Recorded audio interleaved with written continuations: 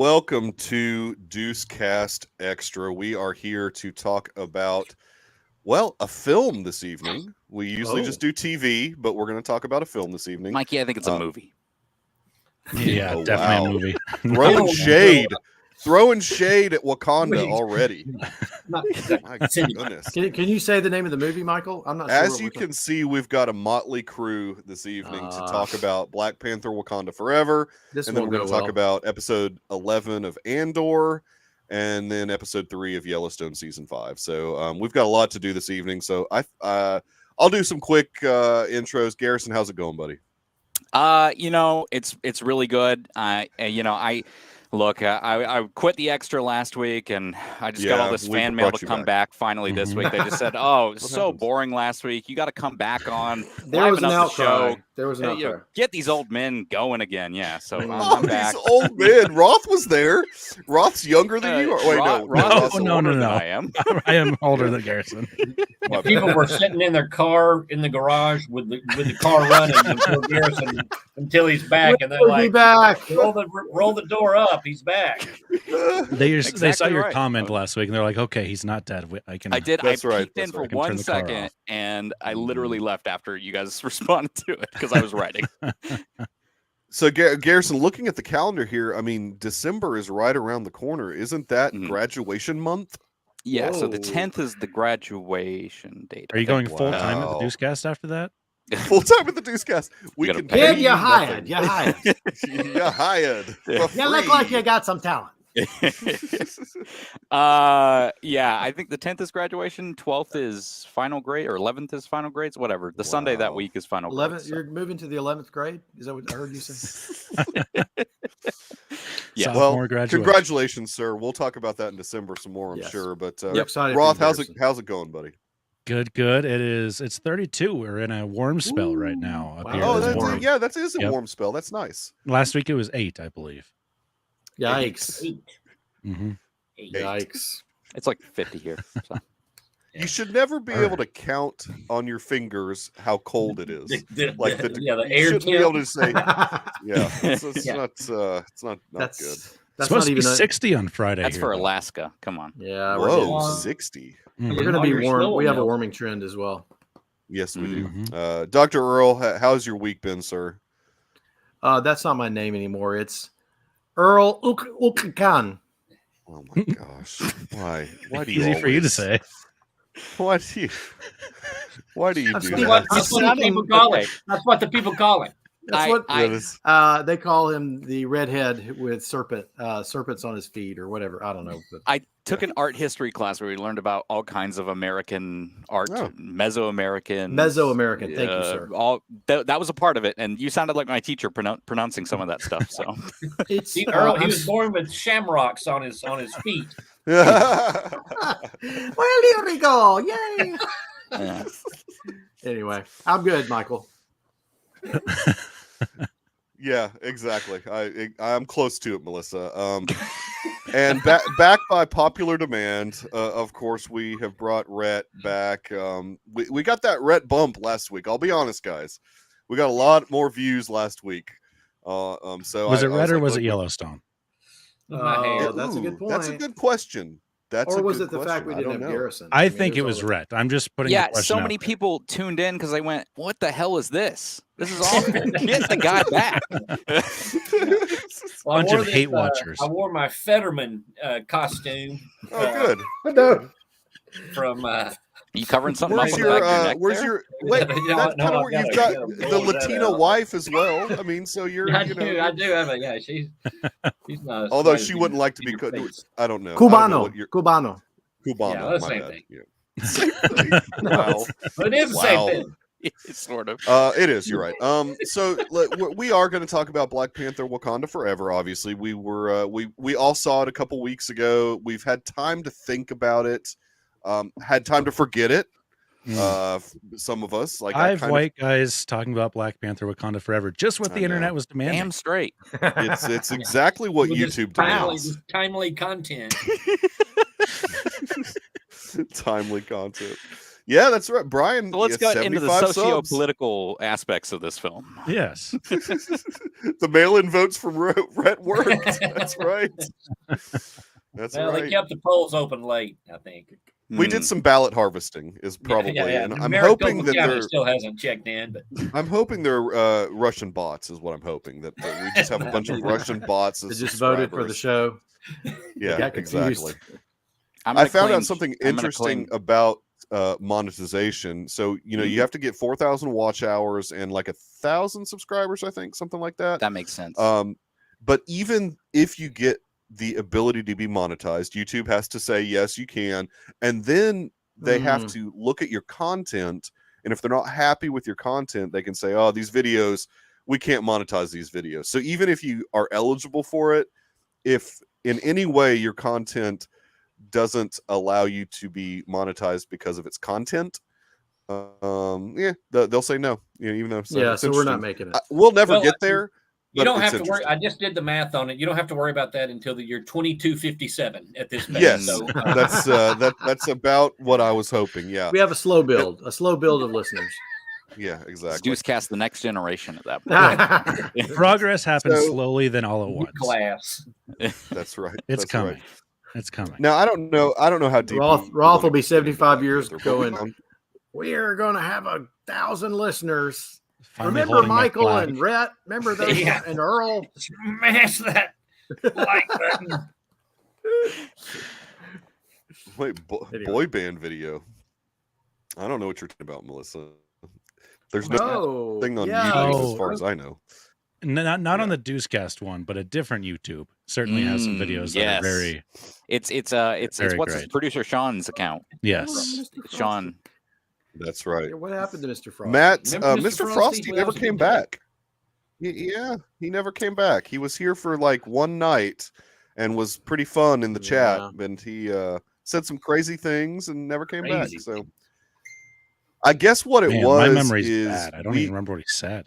He said some weird stuff. Oh, he was just saying. He said some weird stuff. He was trying to out-weird Rhett almost. Okay, we supported him. I remember the name.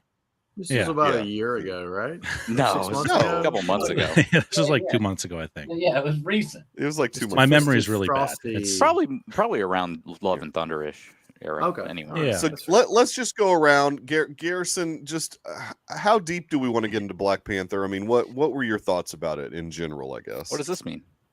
I don't want to necessarily like go through every freaking second of Black Panther. I want to go through every forever. frame, Mikey. Oh my I want to break it down. It would be useful if we did because I've forgotten the first 2 hours of it. If we could watch it right now, if you could pull it up on YouTube and share the screen. Okay. No, my computer would crash if I did that. You're saying overall general impressions. Yes. Yeah, I mean, I don't know how deep I want to get into it.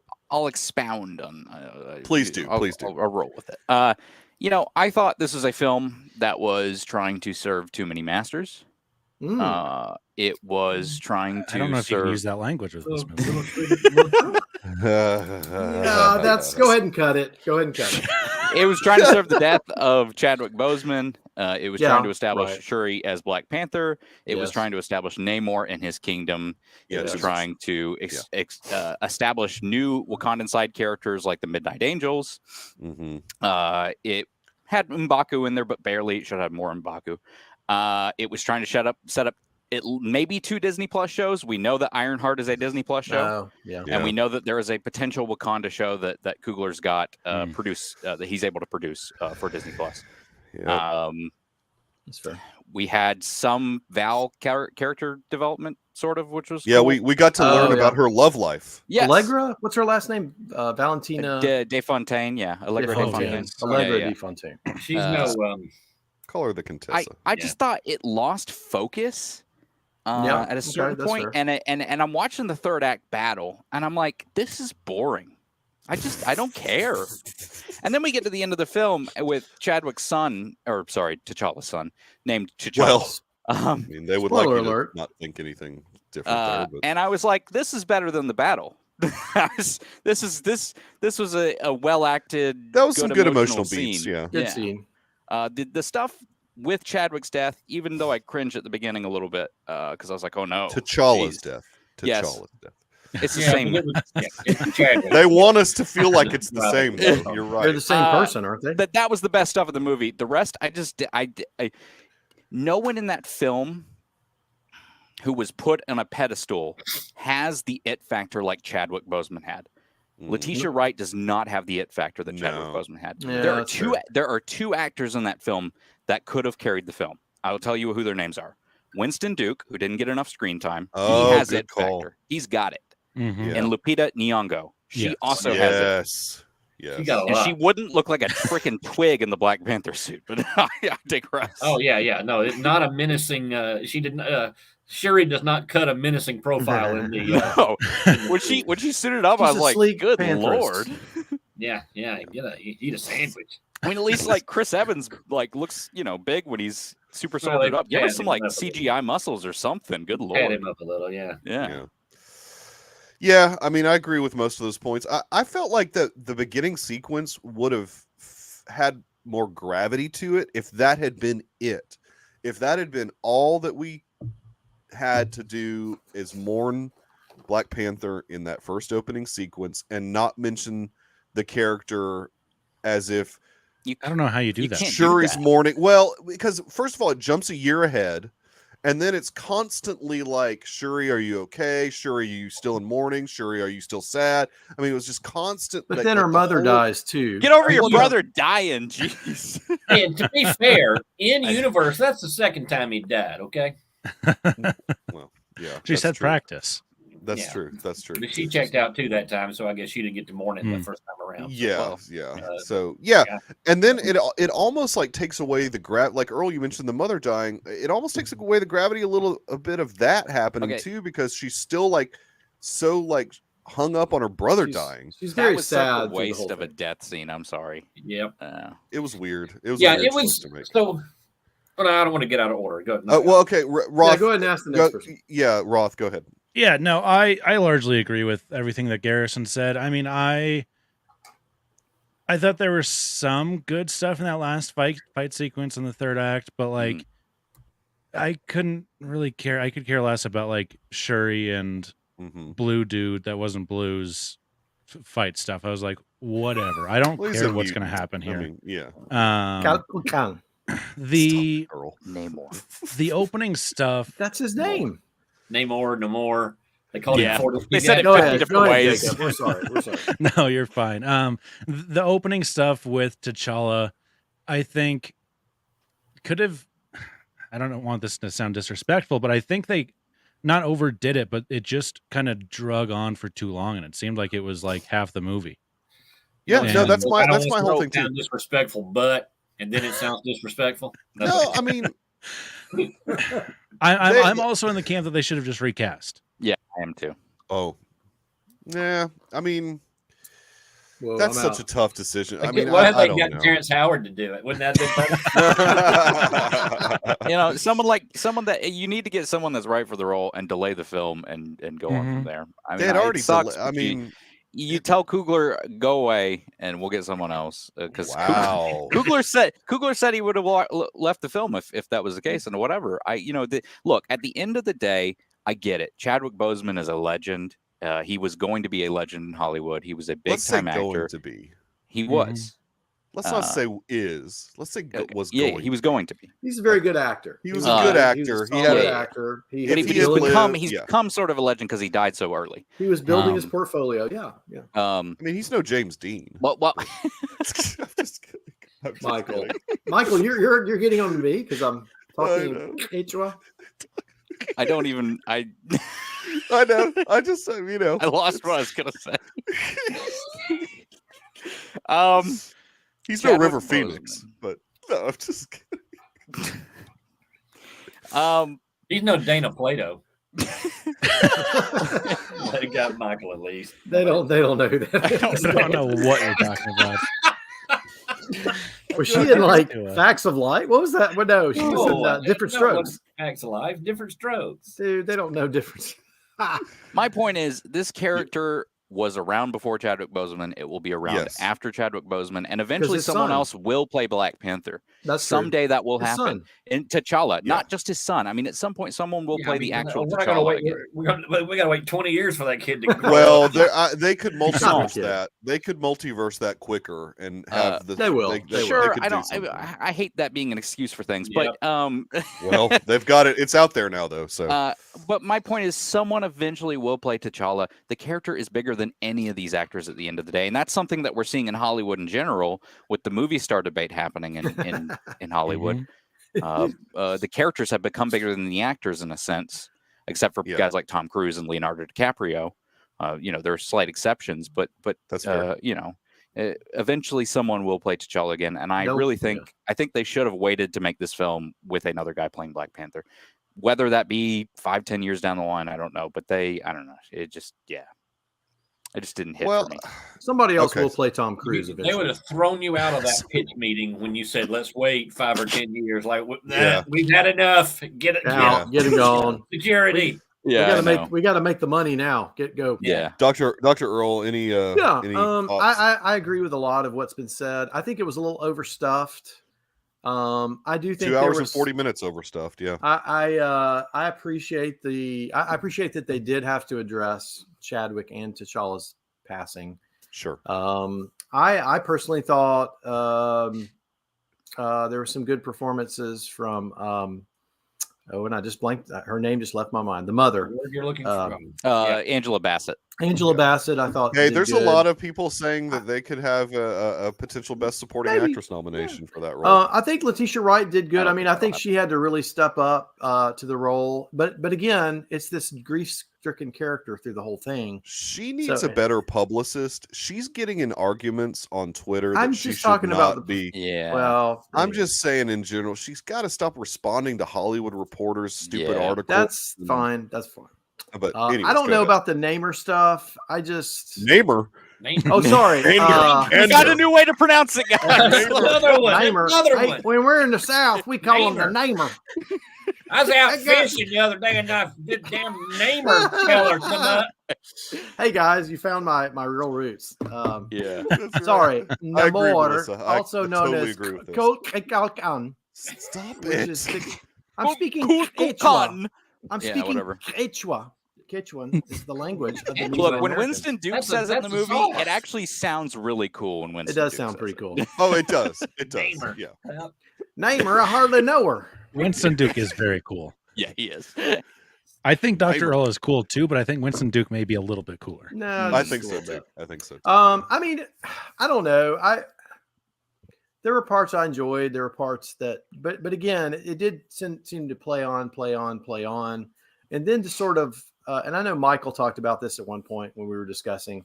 They had a flashback between Namor and. Oh yes, I hated that. Like when she had him like on the ropes or whatever, and then they did this whole flashback, which is like, well, why do we have to why go is back? she seeing a flashback of? I mean, it was the dumbest flashback scene in any movie I have ever seen. Like, we don't need to relive Namor being a little kid again. I mean, it was such I like me some of that Namer. It was a weirdly placed flashback. Like, I could understand maybe just the flashback or just that quick scene of her mom saying something to her, and that'd be it.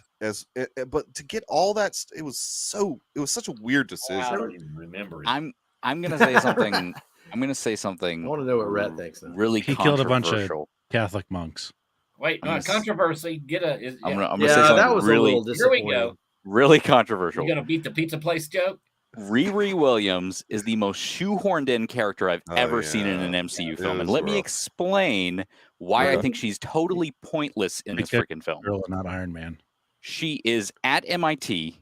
Right. I think she's supposed to be 16. First off, her actress looks like 30, and I looked her up. She's 29.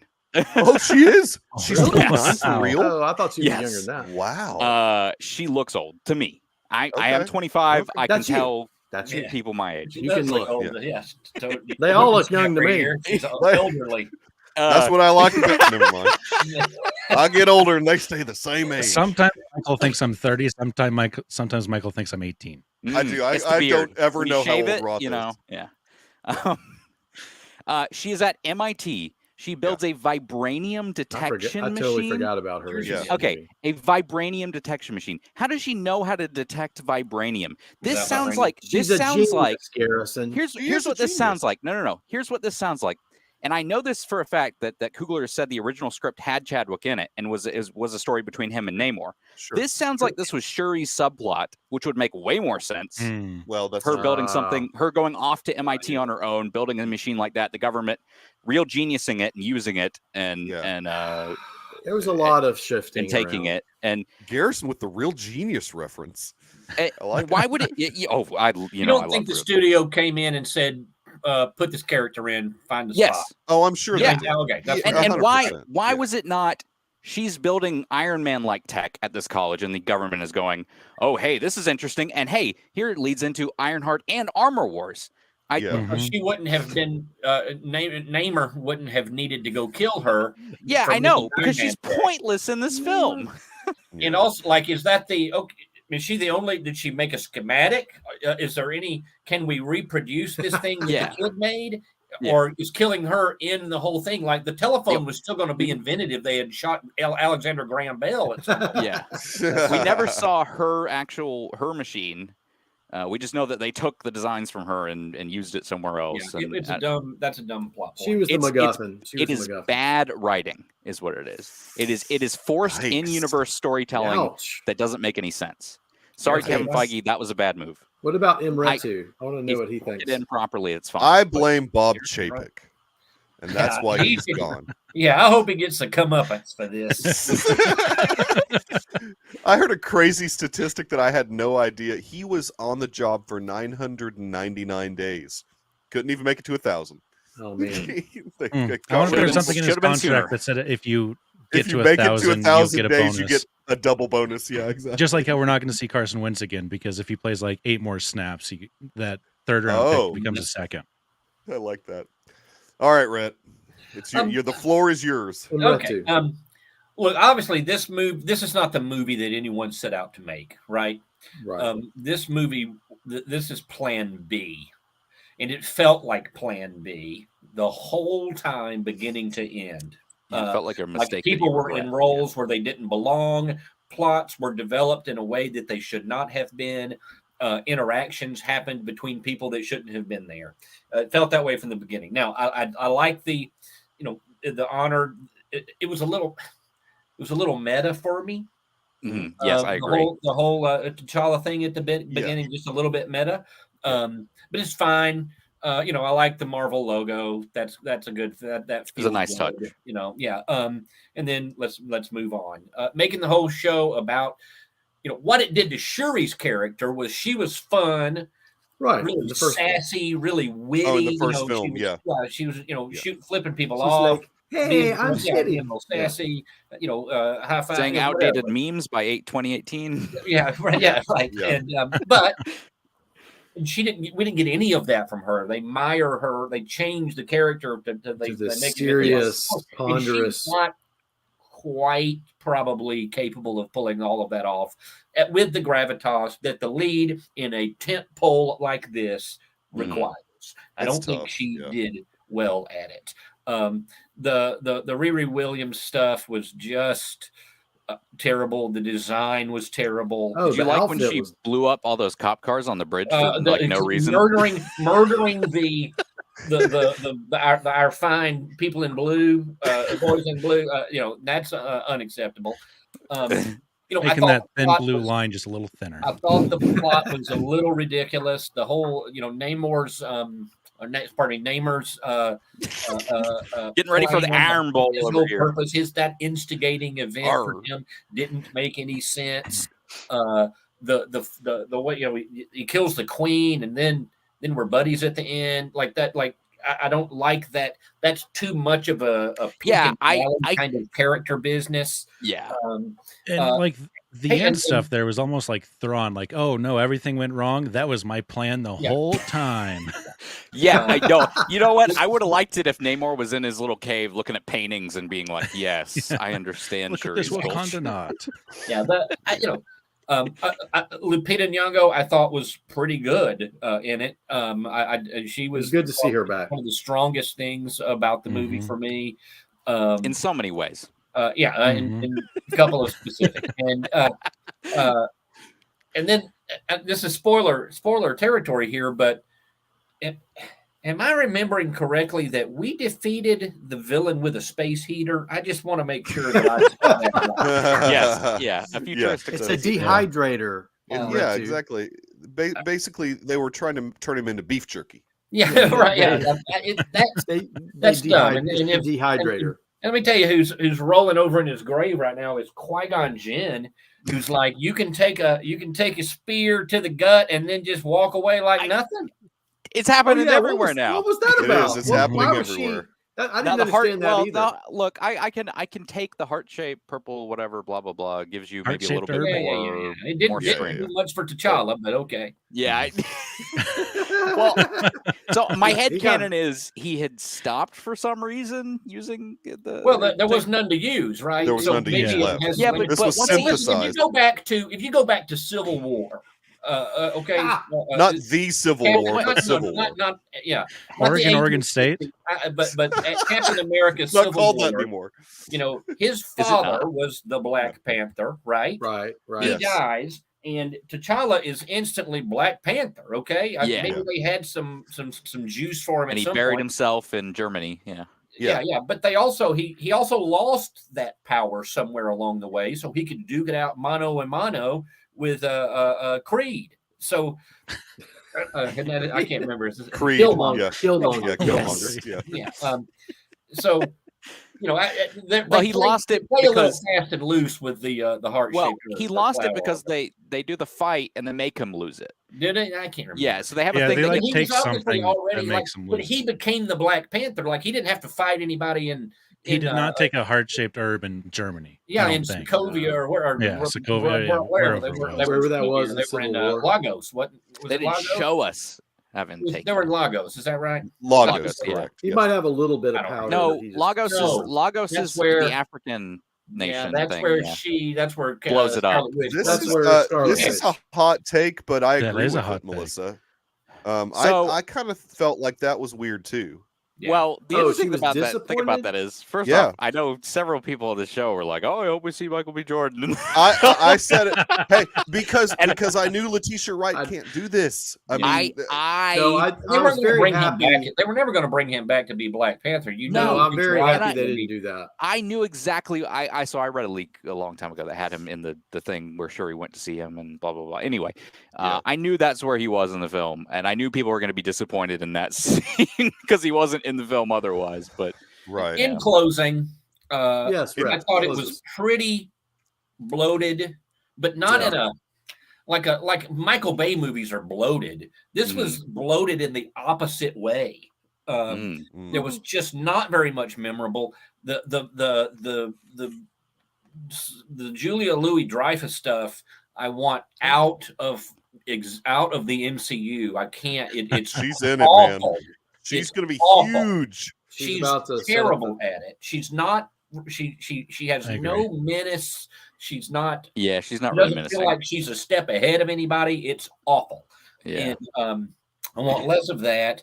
It was disappointing because when she showed up, that was the only time I got excited, and then I was like, "Oh well, this sucked." I did. it was nothing. And Bilbo was boring. I did. I don't know. I stepped out. I promised we'd say the word colonizer. Everett Ross. Ross. Martin Freeman, Everett Ross. Yes. Yeah. It was boring to me. Okay, so here's the one character we haven't mentioned yet that I thought had a really good character arc was Okoye. I thought she was awesome in this movie. I thought she had some good acting. I thought she was great. I thought that her getting kicked out of the circle thing was really dumb. No, well, it was. But her acting was really good. Her acting it was forced to put her in a different spot for the plot later, and it worked for me though because they brought up the past and how she had sided with Killmonger. She was in the room. That queen was in the room when they decided to send Shuri with her. All that worked. Stop then. I liked all of it. I thought she was. I thought she was underused. I forgot about her. I wish she had been in the movie more. That's a good sign. I wish that she had been in the movie rather than Riri Williams. I like they could have. I don't know. Given her more screen time. Hey, Riri's an awful name for a character. Well, that's not they. That's the comic book. I mean, wherever it came from, it was a terrible choice. You can. Well, Brian Michael Bendis is where it came from. Which still doesn't make it not a terrible choice. Oh, okay. Well, we don't need to get started on Brian Michael Bendis. I think he's a bit overrated, but very beloved Spider-Man writer. So he is. We'll move on. Oh yeah, Superman writer. Whipping out the controversy. Oh, his Superman's god awful. I mean, no. I agree. I agree. Garrison, we're about to have. No, I'm just kidding. Well, all right. Are we done with that? What else did you say about Black Panther? Except it ain't I would have liked to make $1.5 billion or whatever it made last time around. Like when it's doing okay. It's not doing bad. It's still going. It's not. It's going to do well. I think overall it'll end up being. It'll be around. Well, right now it's tracking around Eternals, which isn't great. Or no, that's Black Adam. It's tracking around Multiverse of Madness numbers. Yeah, Multiverse of Madness. Yeah, that's right. It's actually going to have. It's got better legs right now than Multiverse of Madness, which is interesting. I think so too, and I think this weekend it'll do good over the holiday. And listen, the Wakanda, it doesn't, as a concept, doesn't make a ton of sense, and they kind of kept that. No, listen to me. It's true. Okay, all right. Okay. It's true. There's a weird dichotomy of. We are the most powerful, richest, most resource-rich nation on the planet. We have permitted atrocities through the centuries, and we. I mean, there are a couple of choices that they make with the culture that we're going to open up to the world, but not share any of our resources. Right? We're going to tell you we have it, but not share. Yeah, there's something about its existence and the way it's portrayed. That I mean, I'm like, are they the baddies? Right. I know. So anyway, Namor sure thinks so. That's too much. Namor, right? Was I think there's a discussion to be had about was the way Wakanda is portrayed at all reasonable, and is it well served in the long term to be what it is? And I don't think it was probably the right way to do the MCU, but I'm putting this all on Kugler. So. Ooh. I mean, there's editorial oversight, of course, from Feige and the people. Yeah, I think Feige's lost his way. Feige lets Kugler do what he wants. Yes, right. He Trust does. me on that. 100%. Well, when you have a successful movie that blows up, right? Well, and I don't know Wakanda from the comics. I don't know if it's. Well, I think it's pretty accurate. I think it's pretty accurate. Yeah. Okay. Well, then, so it's not Kugler's fault. It's not Kugler's fault. No. Well, how they're portrayed, I don't know. Let's not say that. I don't know. Okay. All right. Well, that's all. The Black Panther stories are kept a little more like they don't go into like geopolitical politics as much. At least the original ones. Yeah. It's just all focused in their kingdom. Now, Namor does hate the surface dwellers. I do know that. No, that's true. So Namor, for that part, that was portrayed correct that he hates the surface dwellers. But all of the so do I. Well, that's we know, Rhett. Now, I didn't mind the Okoye Shuri buddy fish out of water in America. That would have been fun. That would have been fun to have that go longer. But then why would they have been there anyway without? It's a little self-righteous to be calling everybody a colonizer when you did nothing and you let your entire continent fall into ruin. Yes, Namor was technically first. Namor was first. He was actually first. Good to point out, Mikey. And I'm kind of mad that Marvel went, well, they already did Atlantis, so we can't do Atlantis. We have to call it Telecon or whatever it's called. Telecon. Yeah. Exactly that. I don't know. So, and they still don't have are there any rights issues still with Namor? Like you can't headline a movie, or is there any? I think he was Fox kind of stuff. No, Universal. Oh, Universal had Namor. I thought they bought Namor though, didn't they? Well, I don't know. Notice I said Namor. It could be like Hulk, where you just can't be in the title of a movie, right? Right. So Namor is definitely like at least he became a Fantastic Four character. pretty prominently. He had a flank. Well, sort of he was pulling Sue Storm away from Reed Richards. Yeah, a little bit. Yeah. Really? Oh yeah. I gotta go have to get in better shape if he's going to be pulling Sue Storm from anybody. We don't know who Sue Storm's going to be yet. Maybe she'll be homely. Who plays Namor. Did you notice, like, sometimes he sounds really good, and then sometimes it sounds like he barely speaks English at all. I'll be honest, like, I had a difficult time sometimes understanding what he was saying. Yes, I'm going to check this one out. His name is anything wrong with I don't think it's wrong to be like, yeah, I mean, look, it feel like he was at different stages of like being able to speak English in this film. Yeah, I mean, there were guys later. I will say this and say there were many words that many parts of Banshees of Inisherin where I was like, I don't know what those two white boys even said. Yeah, well, here's the thing. That's right. I did some research after this too. He's apparently had struggles with this for a while, so like this is not a new thing. He's obviously a lot better at it. It's not his native language. It's fine, but subtitles. Well, Chadwick Boseman did a pretty good job speaking Wakandan. Idiots. I thought that was his native language. I mean, I like the way he, he was better at it really than anybody else. The way he accented words, right? He was great. He had that African it sort of. It was a cadence that made it sound very, very African. And I feel like Angela Bassett related to anything that you. Winston Duke wasn't bad. He's not bad. I thought all their accents. Why can't we get Winston Duke's underutilized? Yeah. What was very kind of disappointing with this movie is we did not get very many good Wakanda Forevers. That was the name of the movie. Just like one. Boseman did those very well. And that's the name of the movie. Give me some of those because those get you hyped in Infinity War and we didn't get any of that. Panther, yeah. What? I'm speaking Wakandan. We don't need you to do that. Did you guys know that? We don't need you to do that at all. I'm a man of many languages. I speak. Are you? Oh, I was unaware. I speak Quechua. I speak. Oh, stop! What? This is a Ich spreche Deutsch. All right, let's move on to Andor. Andor. Okay, so I think Andor. I mean, I think overall, I'm glad. I'm really, really glad that Phase 4 is over. I'm ready for Phase 5. We got an epilogue. guys. Epilogue. Oh, you're talking about James Gunn calls You're talking about Friday. Yeah. Yes. Okay. Maybe that'll be important. And it's got really good reactions. I know so it's gotten really good. Even Grace Randolph gave it a good score, which she does not give anything Gunn a good score. Don't utter her name on here. She's garbage. Michael, we I have to ask a question. I stepped out of the theater when Val and Martin Freeman, that's what I'm going to call them, were in the kitchen. Did anything happen in that scene? He got arrested. They were married.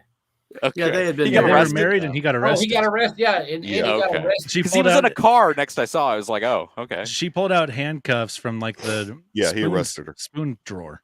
Yeah. They were like, yeah. Oh, that's right. I think the problem with this Val character. I just remembered the other part. Okay. Go ahead. She knew that he had the Wakandan beads. Yes. And also, he straight up was a traitor to America. Straight up. He was. He's right. He's trying to protect to arrest him. Yeah. Yes.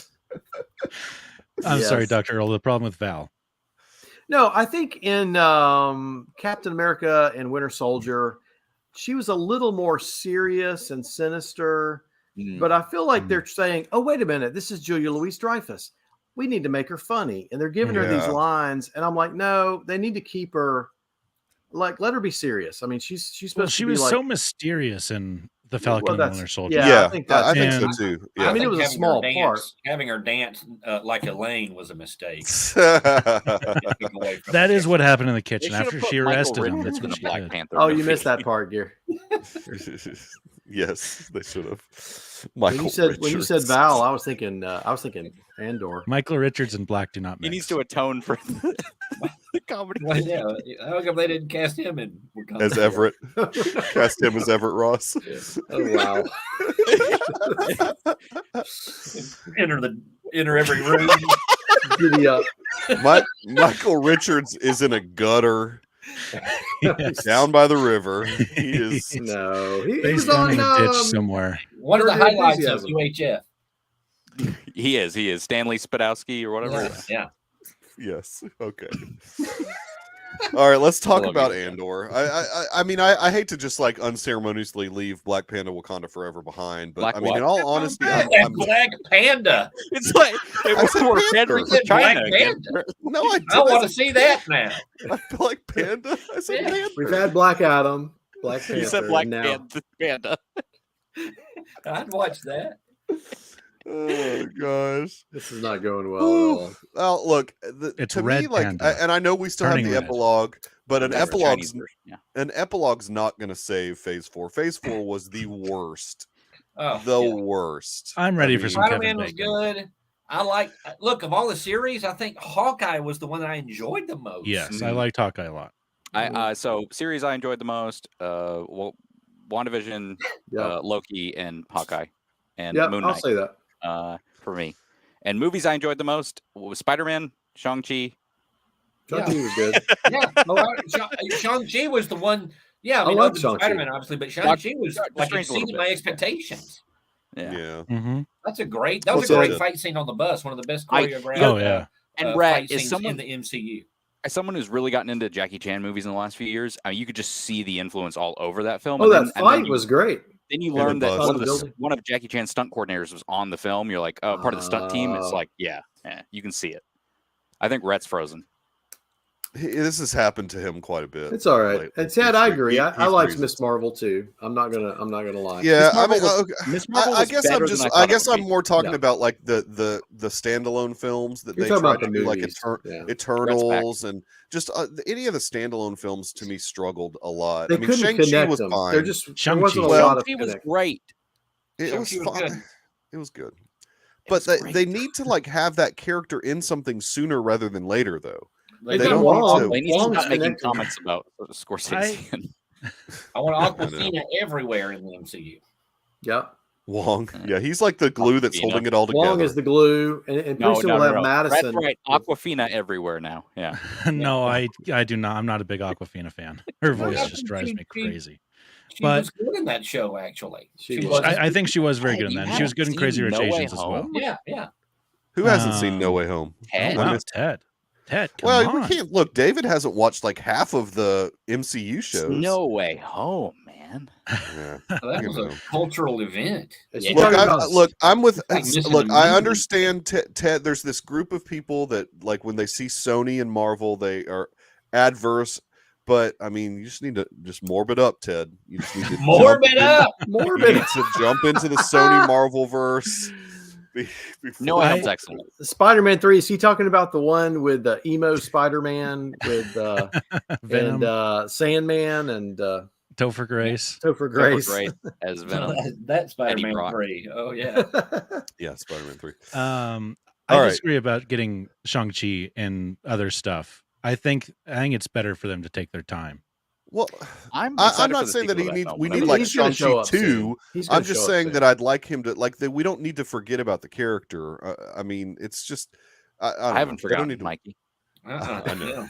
We just And haven't. I still remember how to say it. Shang-Chi. Think Shang-Chi. about it. Shang-Chi? I think Not about him every day. Shang-Chi. Jeez, think about him every day. All right. Like that's fair. Luthen thinks about Lonnie. I know, Luthen and Lonnie. All right, let's. Speaking of, let's jump into Andor, the penultimate episode. Oh, man. Daughter Daughter There's of a nickel Ferrix. word. A what word? A nickel word. Okay. 5-cent just- word. Yeah, it is. Daughter of It's a big one. Ferrix. That's a this Southern.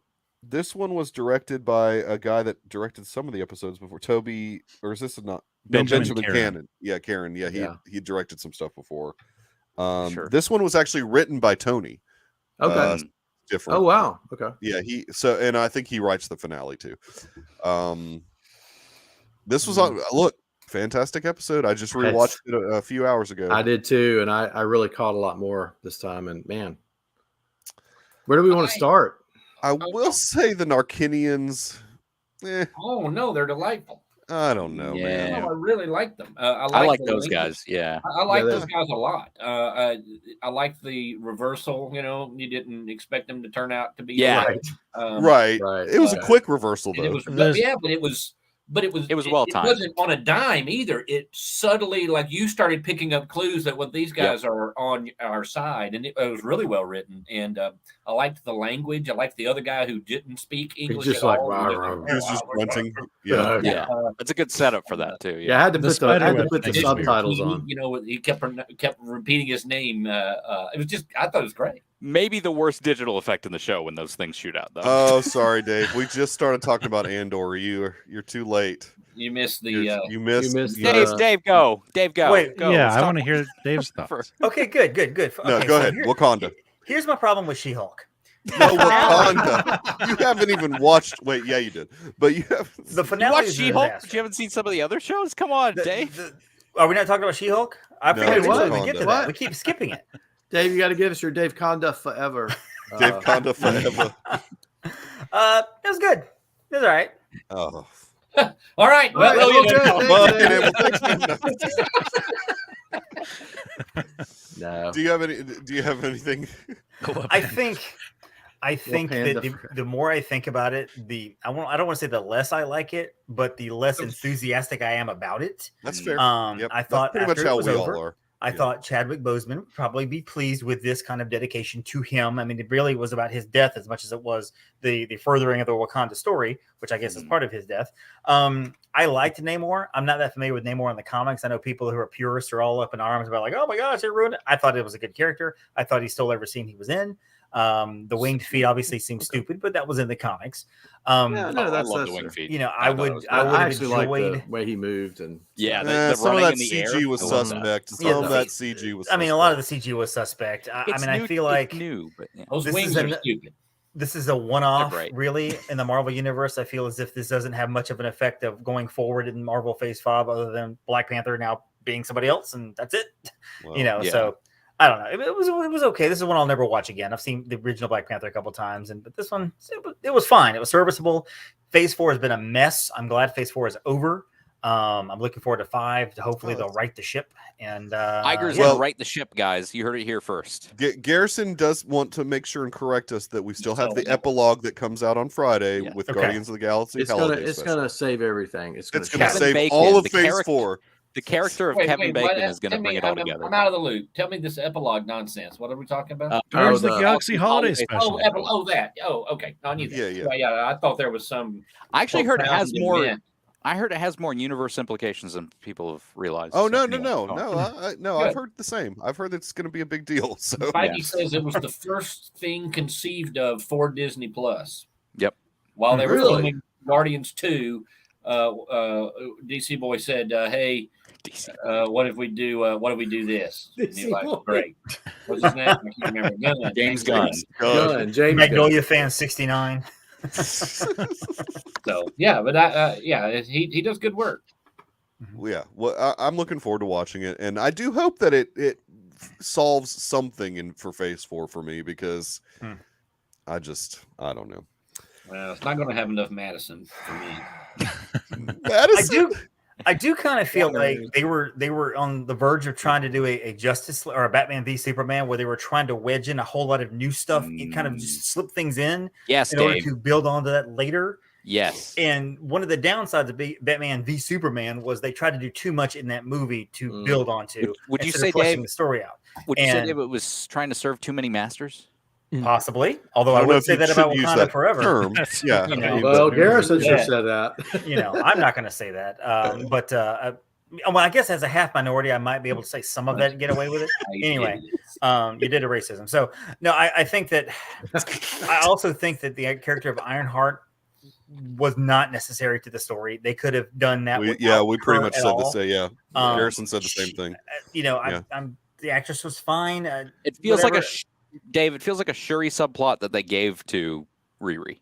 Yeah, I could have totally that's- seen. Yeah, that. because she's like So- the tech person too. So yeah, that Yeah. could have worked either way. And it but, was detecting vibranium, which what does she know about detecting vibranium? Anyway, go on. She didn't have any to detect. How would she know? They don't have yeah, any. exactly. Right. How would she even? Yeah, she never.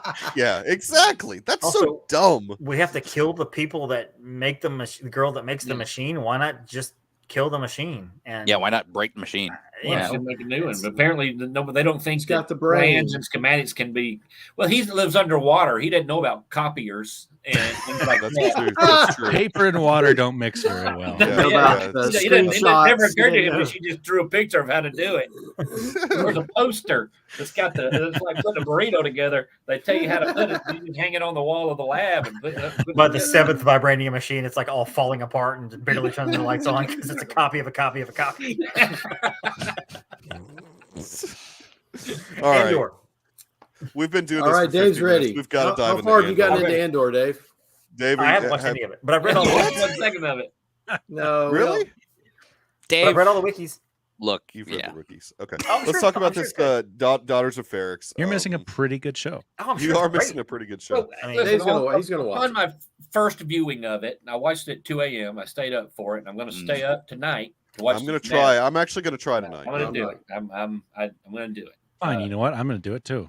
Boom. All right, do it. No, you're not. Let's have It's a watch 3 a.m. party. for me. I got to be at You can work do in it. the morning. I can't commit No, to I this. don't care. guys. Work, smirk. Come on, guys. Oh, We Brian, just take a how holiday. Oh, Brian, no. Oh, More Brian. like B2 dare Lamo. you? Oh, it's More like your B2 fault. Lamo. He was All right, finally let me- living up to his name, is what was happening. He was an emo. He's suffering. Yeah, He's upon first hurting. viewing, I thought it was a little short, and it didn't really seem like a whole lot happened. There's a lot I that guess. happened. But the more I thought about it, then I've watched it a couple more times since then, and there's a lot that happens. Yeah. And it, I like all of that. I like the scene with Bix quite a bit. It was short, and they just come in to get her, and they carry her away. But she's Dude, great. she looks rough. I like the way they treated her. There was something about the way They he weren't- asked her to join him for the interrogation, like it was less brutal and Well, that wasn't the doctor. No, That- no. It was just the guy working there. Just the guy working there. K-Saw or K, I forget what his name was, but he's just a guy. But he's an imp, right? But there was something about the way that happened that I liked. It was a different kind of view of Imperials and the way we're used to seeing them treat people. Mhm. The stuff with the Narkinians was great for me. I really dug that language. Another great scene, Luthen and Saw. Oh man. Yep. Yeah. Okay, so listen, there's something to this. So Luthen kept repeating, he would say, all right, we're going to throw 30 men away. And Luthen Krieger. always said, and Krieger. All right, we've got, Yeah. it's going to cost us 30 men and Krieger. Yeah, he said it twice. Yeah. There's something to that. I think is Just he showing his tactical and compassion with the well, character. I mean, this may be just totally bonkers, but is he Krieger? Is he going to take that role of Krieger and die? And he knows that, like, not only are we losing these 30 men, and Krieger, like for the greater good, to protect the sword, to protect Lonnie, to keep the thing going. I don't know. I don't know that's going to. I don't think it's going to play out that way. But it felt like there's some weight. Well, look, I think that'd be a better ending than just letting that other guy go and do it. Yeah, there's just some weight to him saying "and Krieger," and I he knows that the screw's tightening. He knows the screw's tightening in general, like around him, and so maybe he does realize like he's gonna have to sacrifice himself. He'll be the for the greater spark that good. lights the fire so you that think inspires the Luthen- rebellion that Shut up, Last Jedi. will bring down the Empire? So you think Luthen's going to go in, fly into that wherever that is, take his place? Yeah, there's something to that. Even you said, have we ever been in the same room together? Yeah, but he didn't know it. Like there's something about that relationship that is Luthen Krieger. Even I took it. You start to look like assumed- Charlie Day after Yeah. Look at this. It's him. No, I took it more so as they're losing a good tactical mind and a good leader of men. A general's Yeah. going to die, basically, or another sect of this. Well, and I accept that too, and that it's probably that simple. But I they do kept like pushing that on. idea. I like that idea a lot. Yeah, That's an Luthen interesting seems to thought. have a lot of compassion for the guys around him too. But And we do see a hologram of Krieger right at the We like, do. Well, with He's Vic. a big So- dude. He's a big kind of. it's Luthen in a fat suit. Right. Yeah, Well, that's what he's that's what I was the kind of makeup bring up. Like, master. right, yeah, we know he does the thing, right? Oh, Yeah. maybe we should go back and look at that hologram. Yeah, I again. don't That think hologram I looked at it pretty hard. It's not. Okay, that hologram though looked like a CGI recreation of something, like not even a real person. Right. It was Well, weird. that's how Cassian always looks in those holograms too, right? Like You're right. It's some AI generated. Here's what we think this guy looks like. Try to draw him. Yeah, from Brian. memory. I mean that they were because they're trying to figure out who Axis is. So yeah, I mean. Well, and then there's Brian just says the that's big right. interrogation. I think we're meant to infer that she met with him. She said yes, that's him. That's who I met with. Yeah, she's lying. She's lying. She's processing enough to be able to do that. Oh, that's because we didn't see her answer, right? Mm-hmm. So because if she does say that and he dies, then Luthen, they think they've got. Yeah, they think they've got Luthen's free to keep working behind the scenes. Right. Yeah. So I think that could be the way that plays out. That's an interesting thought too. Yeah, I mean, Luthen's very concerned with the prize, anyways. I mean, he wants, and Kayla's trying to get him to come back to Coruscant, but he's like, no, I've got to go get the prize or whatever Not they were the prize. calling. It's What were they calling him? It's the piece. Yeah, The piece. they're talking about like Andor, right? they're using code because they don't. Yeah, know they're using code. But Listen, they're being bugged or whatever. I think the piece is Andor. Andor, right? Oh, the piece is Andor. Yeah. If that's the word they were using. They're talking about all the different buyers, all the people converging on Ferrix. Yeah, all the buyers are converging on the piece. That's what that was. I'm glad that we're all able to pick up on elementary level metaphor. Wait, I thought he was actually looking for. Wait, I thought he was archaeologist. Gungan staff He's an of art collector. Nass. The staff of Ra was looking for the piece that goes. Thought he was looking for Boss Nass's hat. Boss Nass's hat. No, that ball he holds up at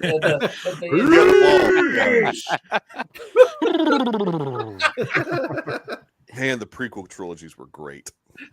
I love them. There were several.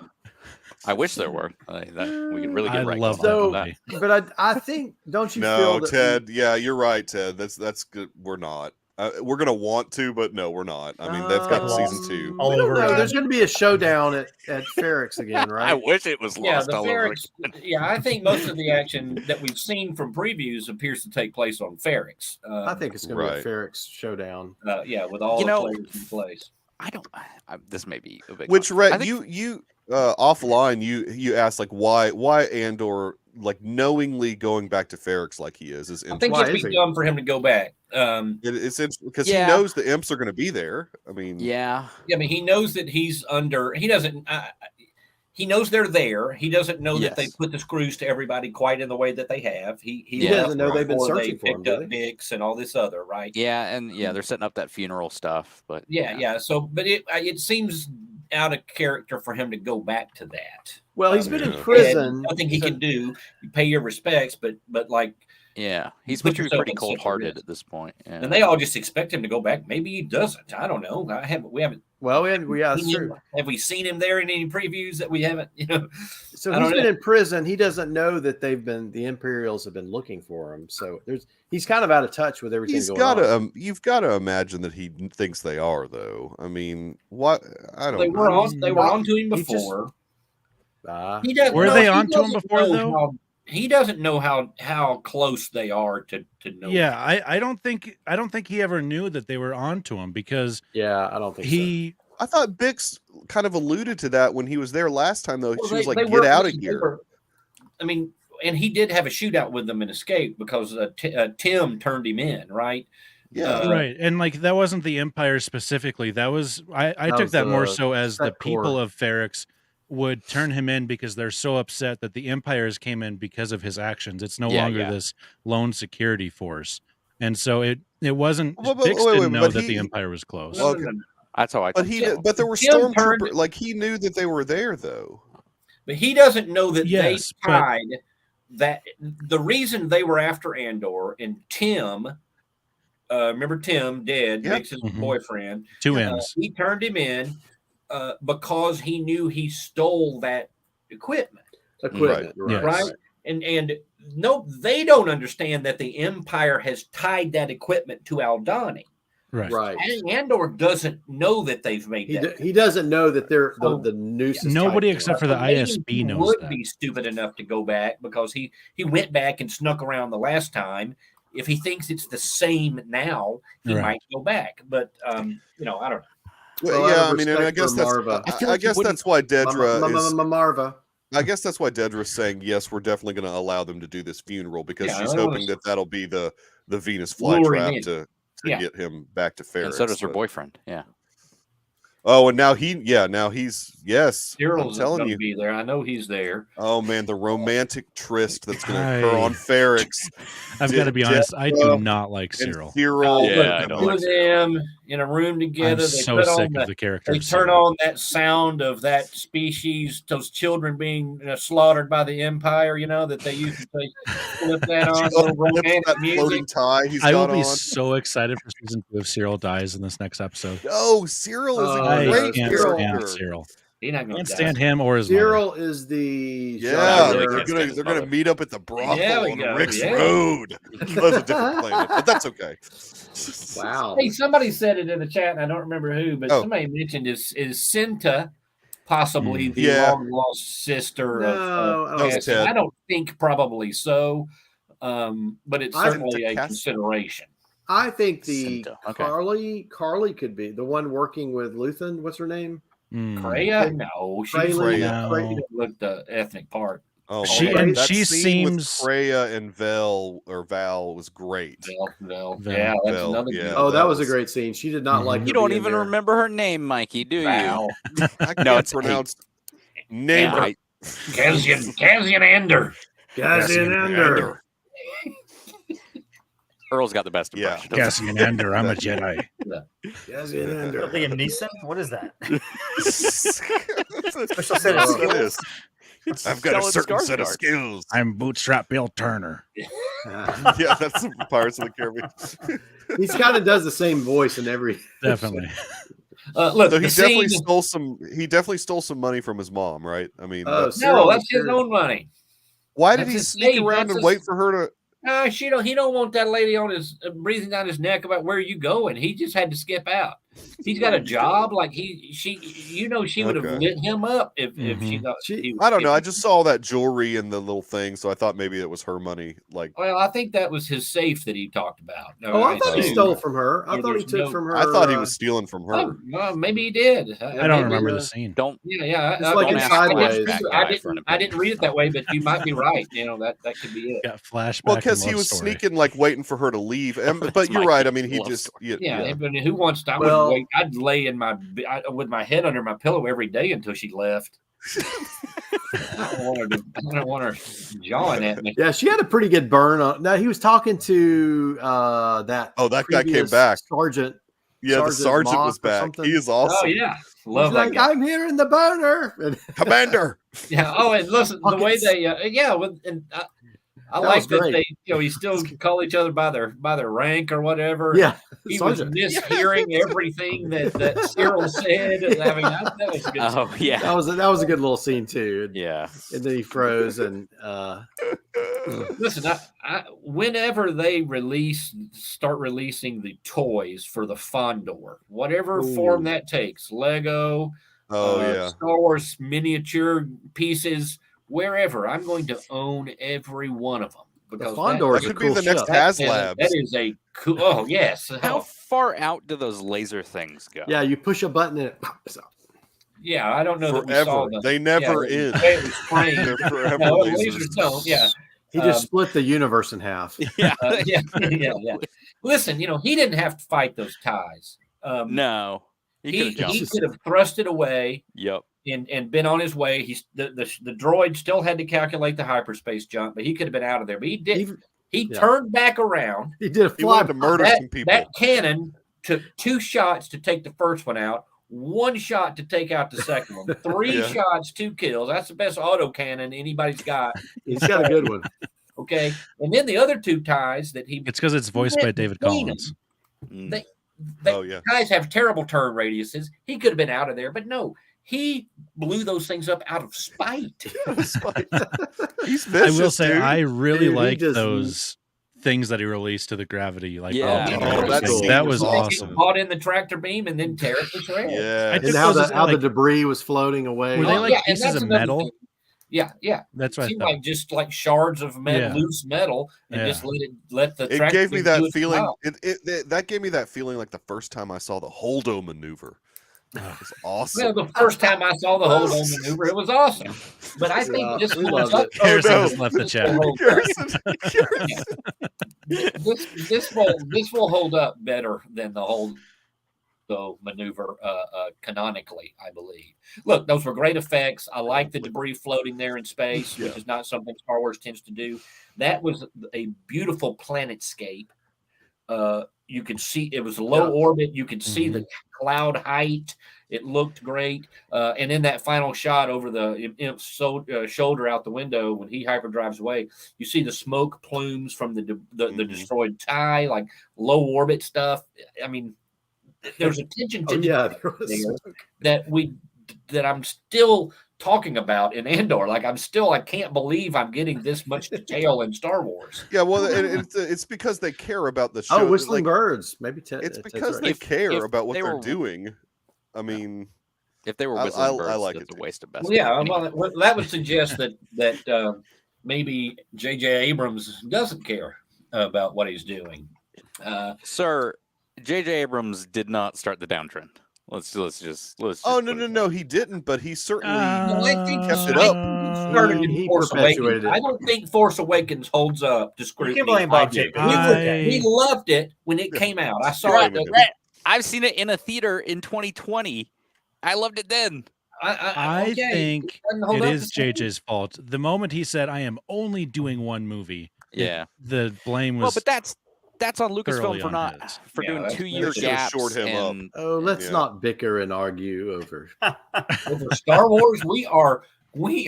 I'm sorry, Troy Grief Counselor. We're middle-aged white people, Earl. What else are we supposed to do? What else do we have to do with our lives? What else do we have to do with our lives? No, I liked some of the stuff I liked was the conversation between Luthen and the commander. And I like at one point the guy goes, "Okay, so we're letting them go, right?" Because he goes, "The Alderaan." No, we need to check out. And he goes, "No, let's practice our boarding."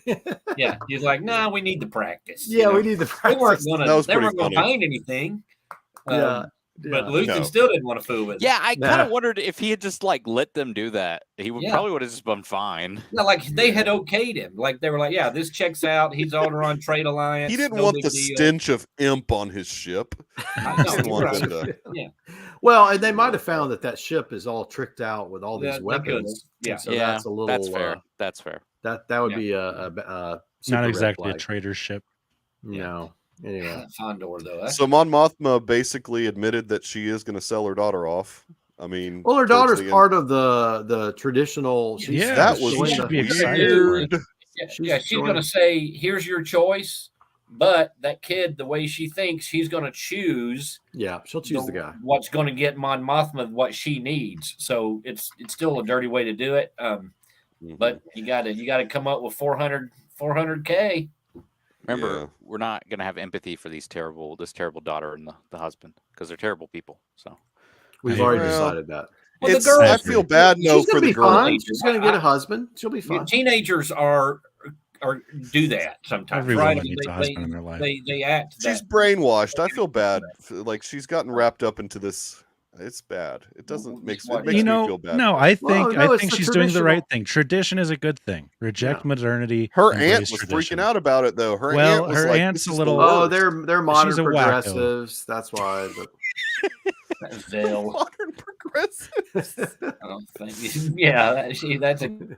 It's the way a girl with no names. It's the way of the planet. Vail is not one to approve of the traditional marriage rituals. No. That would probably. You're right about that. You're right about that. She's got a Cinta to say something else about it. And then we've got people watching. She's got Incinta. Incinta. Mikey, I hate that. You made me laugh. Meanwhile, back at Ferris. That was bad. That was bad. That was good.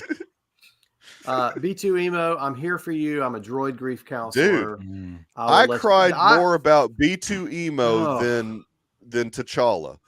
I was more sad I just about. got so wow. Well, it's true though. Marva is getting a better send off than Chadwick Boseman. That's right. Why is Brian so anti B2?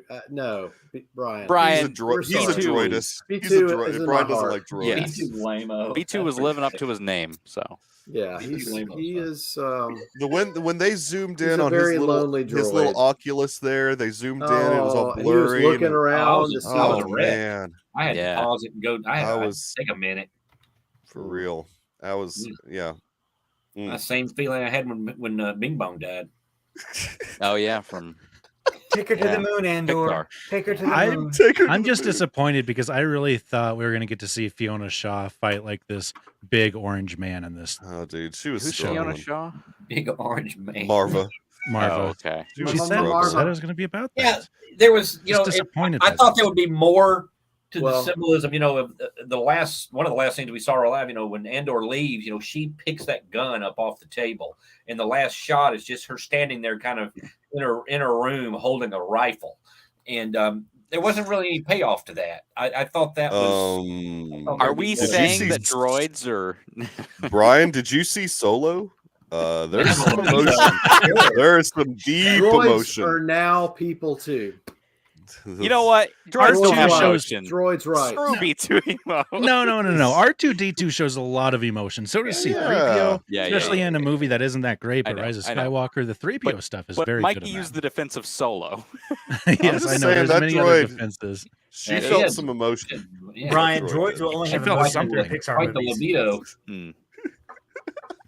Droids have emotions in Pixar movies. That's it. Wally. That's right. Mm-hmm. Wally. Wally. I am not a Wally fan. So Andor good. Why do you hate Joy? So Andor's gonna take Marva's brick, right, and like use it to kill an imp, right? It's like smash an imp with it, right? Well, have y'all heard the theory that maybe Marva's not really dead? That I've heard that, but what would be the point of deceiving the audience even of that she's been bricked. She's bricked. Everybody they broke the news to Andor. You had him with an emotional scene there at the end, looking out over the sunset. Man. Well, why would you can't steal that scene and stealing that from B2 Emo too? And that's you can't undo that. Okay, that's fair. That's fair, guys. You can't undo the droids. There are other shows that would do that. There are other Star Wars people who would let that happen. Hey, I'm still alive. You think the group that's Chewbacca, you don't get your moment, and then he's like next scene. This ain't just died. He died. This ain't the team that's going to do that to you. No, Gilroy is not going to play with that. Yeah, no, he's Luthen... Gilroy is just a straightforward storyteller. He doesn't there doesn't need to be weird curveballs like that. There's no mystery boxes with this dude. Is Luthen a Jedi? Did he have a lightsaber? No, Luthen is not a Jedi. No, but the monk guy was sort of a Jedi. Gilroy doesn't do that crap. I think that was just an art piece. Don't you think that the thing he held up? He's like, hey, I'm not convinced it's not a lightsaber. I don't think that necessarily makes him a Jedi. Yeah.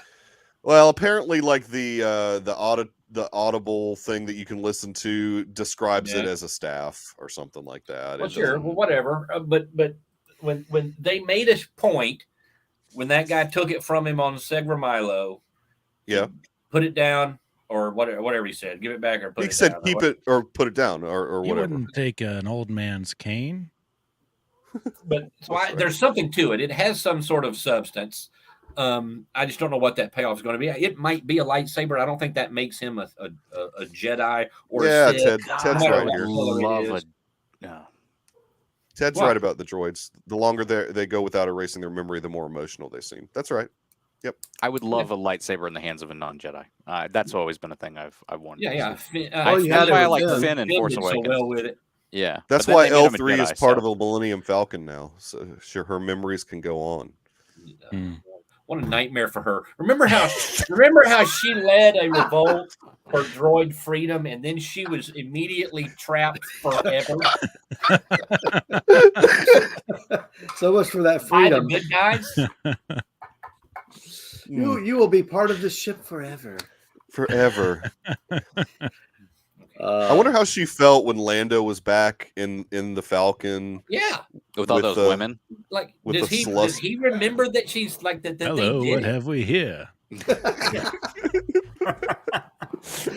I'm your daughter, Well, sir. yeah, like R2, plug into the computer and get some information. Lando's like, no, I got this. Let me plug in. Wow, this is taking a turn for the. Okay. Ted is saying that the thing that Luthen has is a knife that Hasbro I saw spoiled the it. Black Series I'm shocked figure. that Hasbro did something dumb. Yeah, I've seen the Black Series figure where he's holding a knife, but it did not look. The hilt was not the same. It looked like a pepper shaker to me. It just maybe that's it. He's like, tell me when. Fresh Tell me ground when. pepper. That's how he gets information out of people. Grazie. Fresh ground pepper. Oh, is this Brian? Is this part of the closed captioning in Solo? She did not feel. Is that part of the closed captioning? Talking about L3. She did not feel. This is not a hill to die on, Brian. Bringing it back to actual Andor. I did like the move that Luthen pulled, throwing 2 tubes under the bus, whether he was his guy on the inside or not. That was hilarious. Awesome. He's 2 like, tubes whoa! was like, what do you know? 2 tubes is like, wait, what? Hey, 2 tubes is awesome. I love that guy's accent. It was just, dude, so good. What do you think of 2 tubes, Dave? I love it. I think Dave knows about 2 tubes from Rogue One. Rogue One. He knows who 2 tubes is. I had no idea what we're talking about. I wasn't paying attention. I'm working on show notes for the show tomorrow. So you're fine. Yeah. You're fine. I just wanted to. No, I personally appreciate that, Dave. Thank you for being here, Dave. Well, the show's almost done. The art's done. The show notes are done. I just got to put the stinger on, and then we're finished. Awesome. So, well, guys, we got a fresh one for you tomorrow. It's fresh. Thanks, Deuce-giving. That was Yeah, it is Deuce-giving. Really You're right. dumb. Good guess. Good guess. I know. I'm a Deuce-cast listener. He knows. Are we ready to go All to? I think we need to do our goodbyes for Garrison and Dave. Let them plug their stuff, and then we're gonna jump over into Yellowstone. Maybe David wants to hear about Yellowstone. Garrison hasn't watched it. Have you started it yet, Garrison? Yellowstone? Yeah. I started episode 1 of season 1. 5 minutes in, I watched a horse get shot, and then I was like, I don't have time for this show. No, it wasn't the horse getting shot. I was just like, I literally looked at the run times for everything. I was like, I do not have time. And Garrison said, "Nay, it's okay." I see what you did there. Wow. Nay. Oh my, Garrison, where can the people find you on the interwebs? You can find me at Twitter at grifen3. You can find me on Instagram at grifen3. You can find me on Letterboxd at grifen. You can find me on the Deucecast Discord. You can find me now on Jeremy Burgess's Substack chat, I guess. Whatever it's called. No. Same here. We don't plug anything to do with Burgess on this show. That's not. Wait a minute. No, we love Burgess. I don't. My podcast, Main Street Electrical. No, I don't have a podcast. So that's it for me. Appreciate you hanging out for both Black Panther Wakanda Forever and Andor. Dave, plug your stuff. Yo, we got a podcast called the Main Street Electrical Podcast. Comes out every Thursday. This week, Jen and I will be talking all about the Bob and the Bob. And that whole thing, we dive deep into that whole thing, kind of give the run up to what happened, where we were, and where we are, what's hope for the future. It's a fun episode, good conversation. Just find me there. And you can find us at themsepodcast.com. That's all my show notes stuff and all my plug stuff, whatever. And of course, the Newscast comes out tomorrow. And don't forget, She-Hulk gets worse the more I think about it. The finale is an abomination. There are other and a canonical nightmare. Let's call it war. Have you seen Moon Knight? Yes. Not a bit of it. Not a bit. So, but I've seen She-Hulk. And you'd like. It's funny that you picked She-Hulk to watch. Yes. Because it was a 20-minute show. It was easy. That's to true. watch. That's true. It is. You're right. It is an easy run time. It is about the same as the other show. And for the jokes they decided to throw in at the very end of it, it's like I don't think anybody understood exactly what they were doing when they did it, which is ridiculous. So anyway, sure. I'm sure Andor was fine. No, it's good stuff. It's fine. All right, we're going to take a quick break. How are you? Chat, if you're not going to hang out for Yellowstone, thanks for hanging out for Black Panther and Andor. Like I said, we'll definitely be back next week to talk about Andor's finale, talk about Guardians of the Galaxy holiday special, and it'll be fun. It'll be fun stuff. So Garrison, Wakanda Forever. Dave, thank you guys for hanging out, and we'll be back in just a few minutes for some Yellowstone stuff.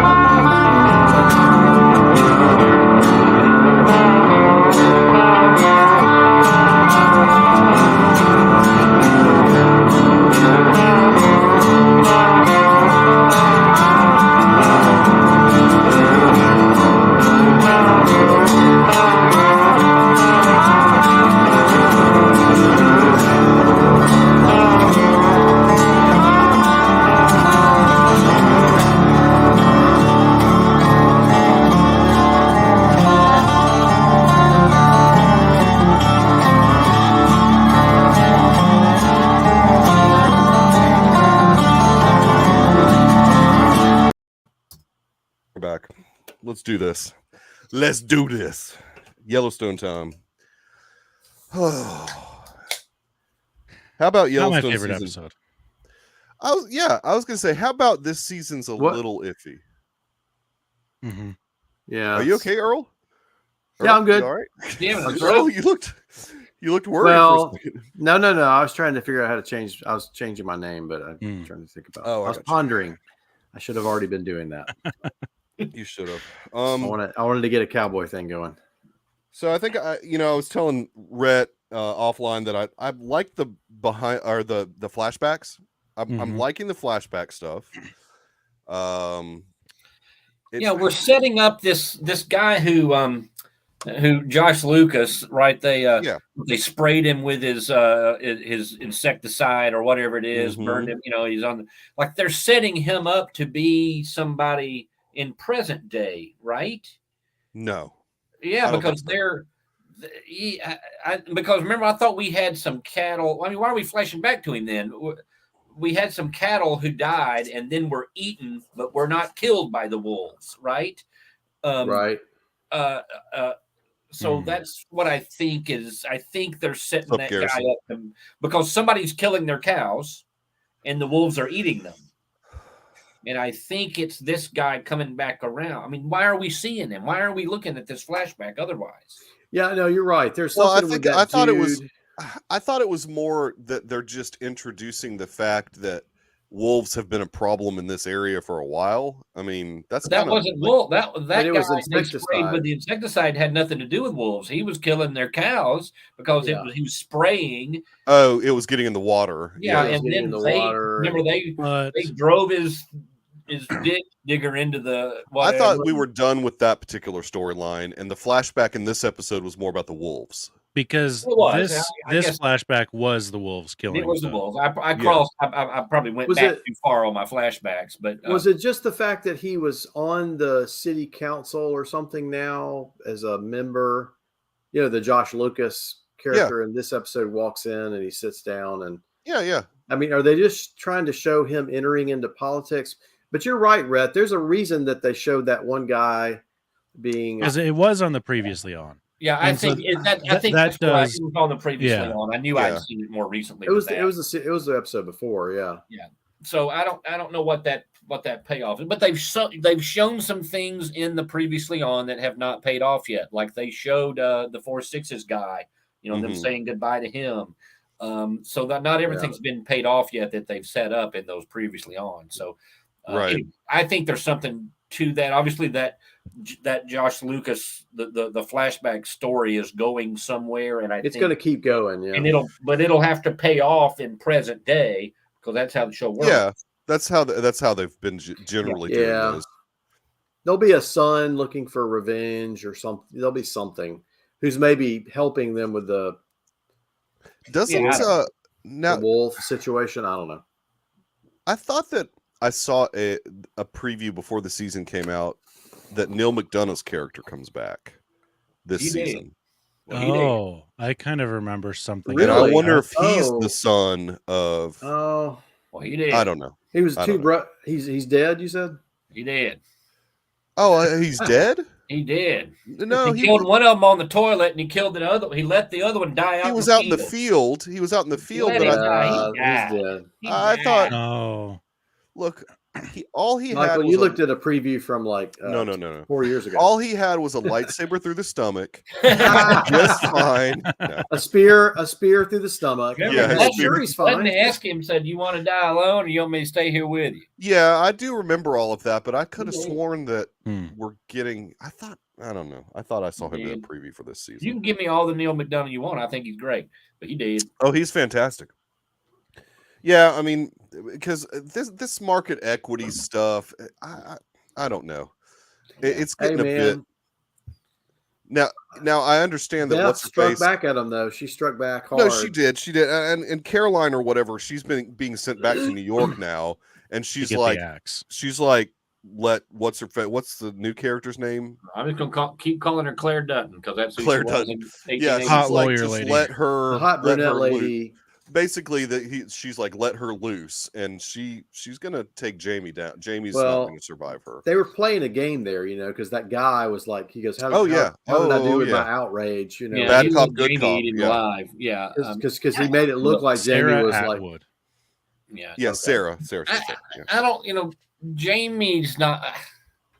I don't know. He's a hard character to like. Mm-hmm. Which I know that's and have empathy for. But he doesn't play smart all the time, and he's a real sucker for attention. Right. Yes. Right. He wants, that's going to be his downfall. And that's going to be everybody's downfall. So she's got his attention, and that's going to be obviously going to be trouble. Mm-hmm. But that was a great scene. I like the way he, I like the legal side of that. I don't know if any of it's realistic, but it sounded okay to me. Only Coach DeBello could tell us. Right? He's not here this evening. He did not come this evening. The legal aspects are better than She-Hulk. He's getting ready. He's getting ready for high school playoffs, so I'm going to give him a pass. It's the team. His team is going in the playoffs, so I'm giving him a pass. I'll be back in a minute. All right, the cat. That he's been wrestling that cat all night. He's like, I'm getting rid of this cat. Wrangling the cat. Yeah, Melissa. No, Melissa's super correct on this. I mean, they're very intentional. I just thought that we had put to bed the cow part from episode 2 or 1 and 2 or whatever, and have moved on to this more wolf centric thing because there's wolf stuff going on in the flashback now and in present day. So. Okay. Well, yeah, because the townspeople are talking about it, right? That's right. Well, and they were getting in the past. I'm talking about the past. Yeah. Yeah, the flashback. That's fair because they had just reintroduced wolves to Yellowstone. The one time the city council is like, "This is BS. This isn't really happening," and then Dutton's like, "No, there was 5 on my land or whatever, and it is happening." So my theory is the guy who was sprayed with the pesticide or whatever. He's inconsequential, but go ahead. I don't think he is. No, I think he's the guy releasing the wolves on the land because he's trying. Maybe market equities paid him off to do something. Wait, market equities wasn't around in the past. No. Now he's letting. You're talking now. I'm saying he's an old man now. Yeah. I think we're going to find out he's striking back. I don't. John Dutton. That guy's governor. I'm not going to rule it out because this show has gotten crazy, a bit soap opera-y and just a bit crazy. It's Dallas now. It's turned into the final seasons of Dallas at this point. Maybe Falcon Crest. Maybe it's a little beyond that. Well, and I've noticed that Sheridan doesn't write all these episodes anymore. I'm sure, like he wrote this one. I thought I saw some on IMDb. It says Taylor Sheridan and John Linson. Okay, so he's got a partner Linson's taken over more for this. I think this guy. I mean, I don't know. His name will be on it, but I don't know. Oh wow, Melissa asked. Melissa. Yeah, goodbye, cat.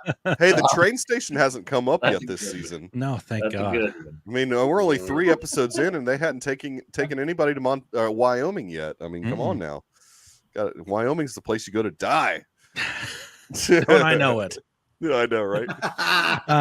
Sometimes this show can be shockingly crude, just based like that. The threesome conversation they have, it just whenever stuff like that comes up, it just takes me out of it just surprises me, and I'm like, because it was a dumb thing to say. Well, they want Beth to be this just totally corrupted.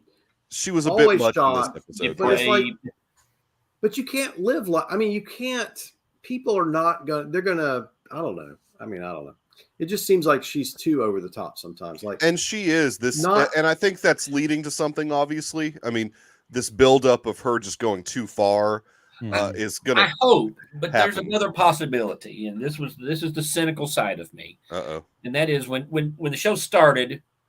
Beth got quite a fan following, right? Big time. Big time. You know, I think I mentioned it's Yas Queen, girl boss stuff.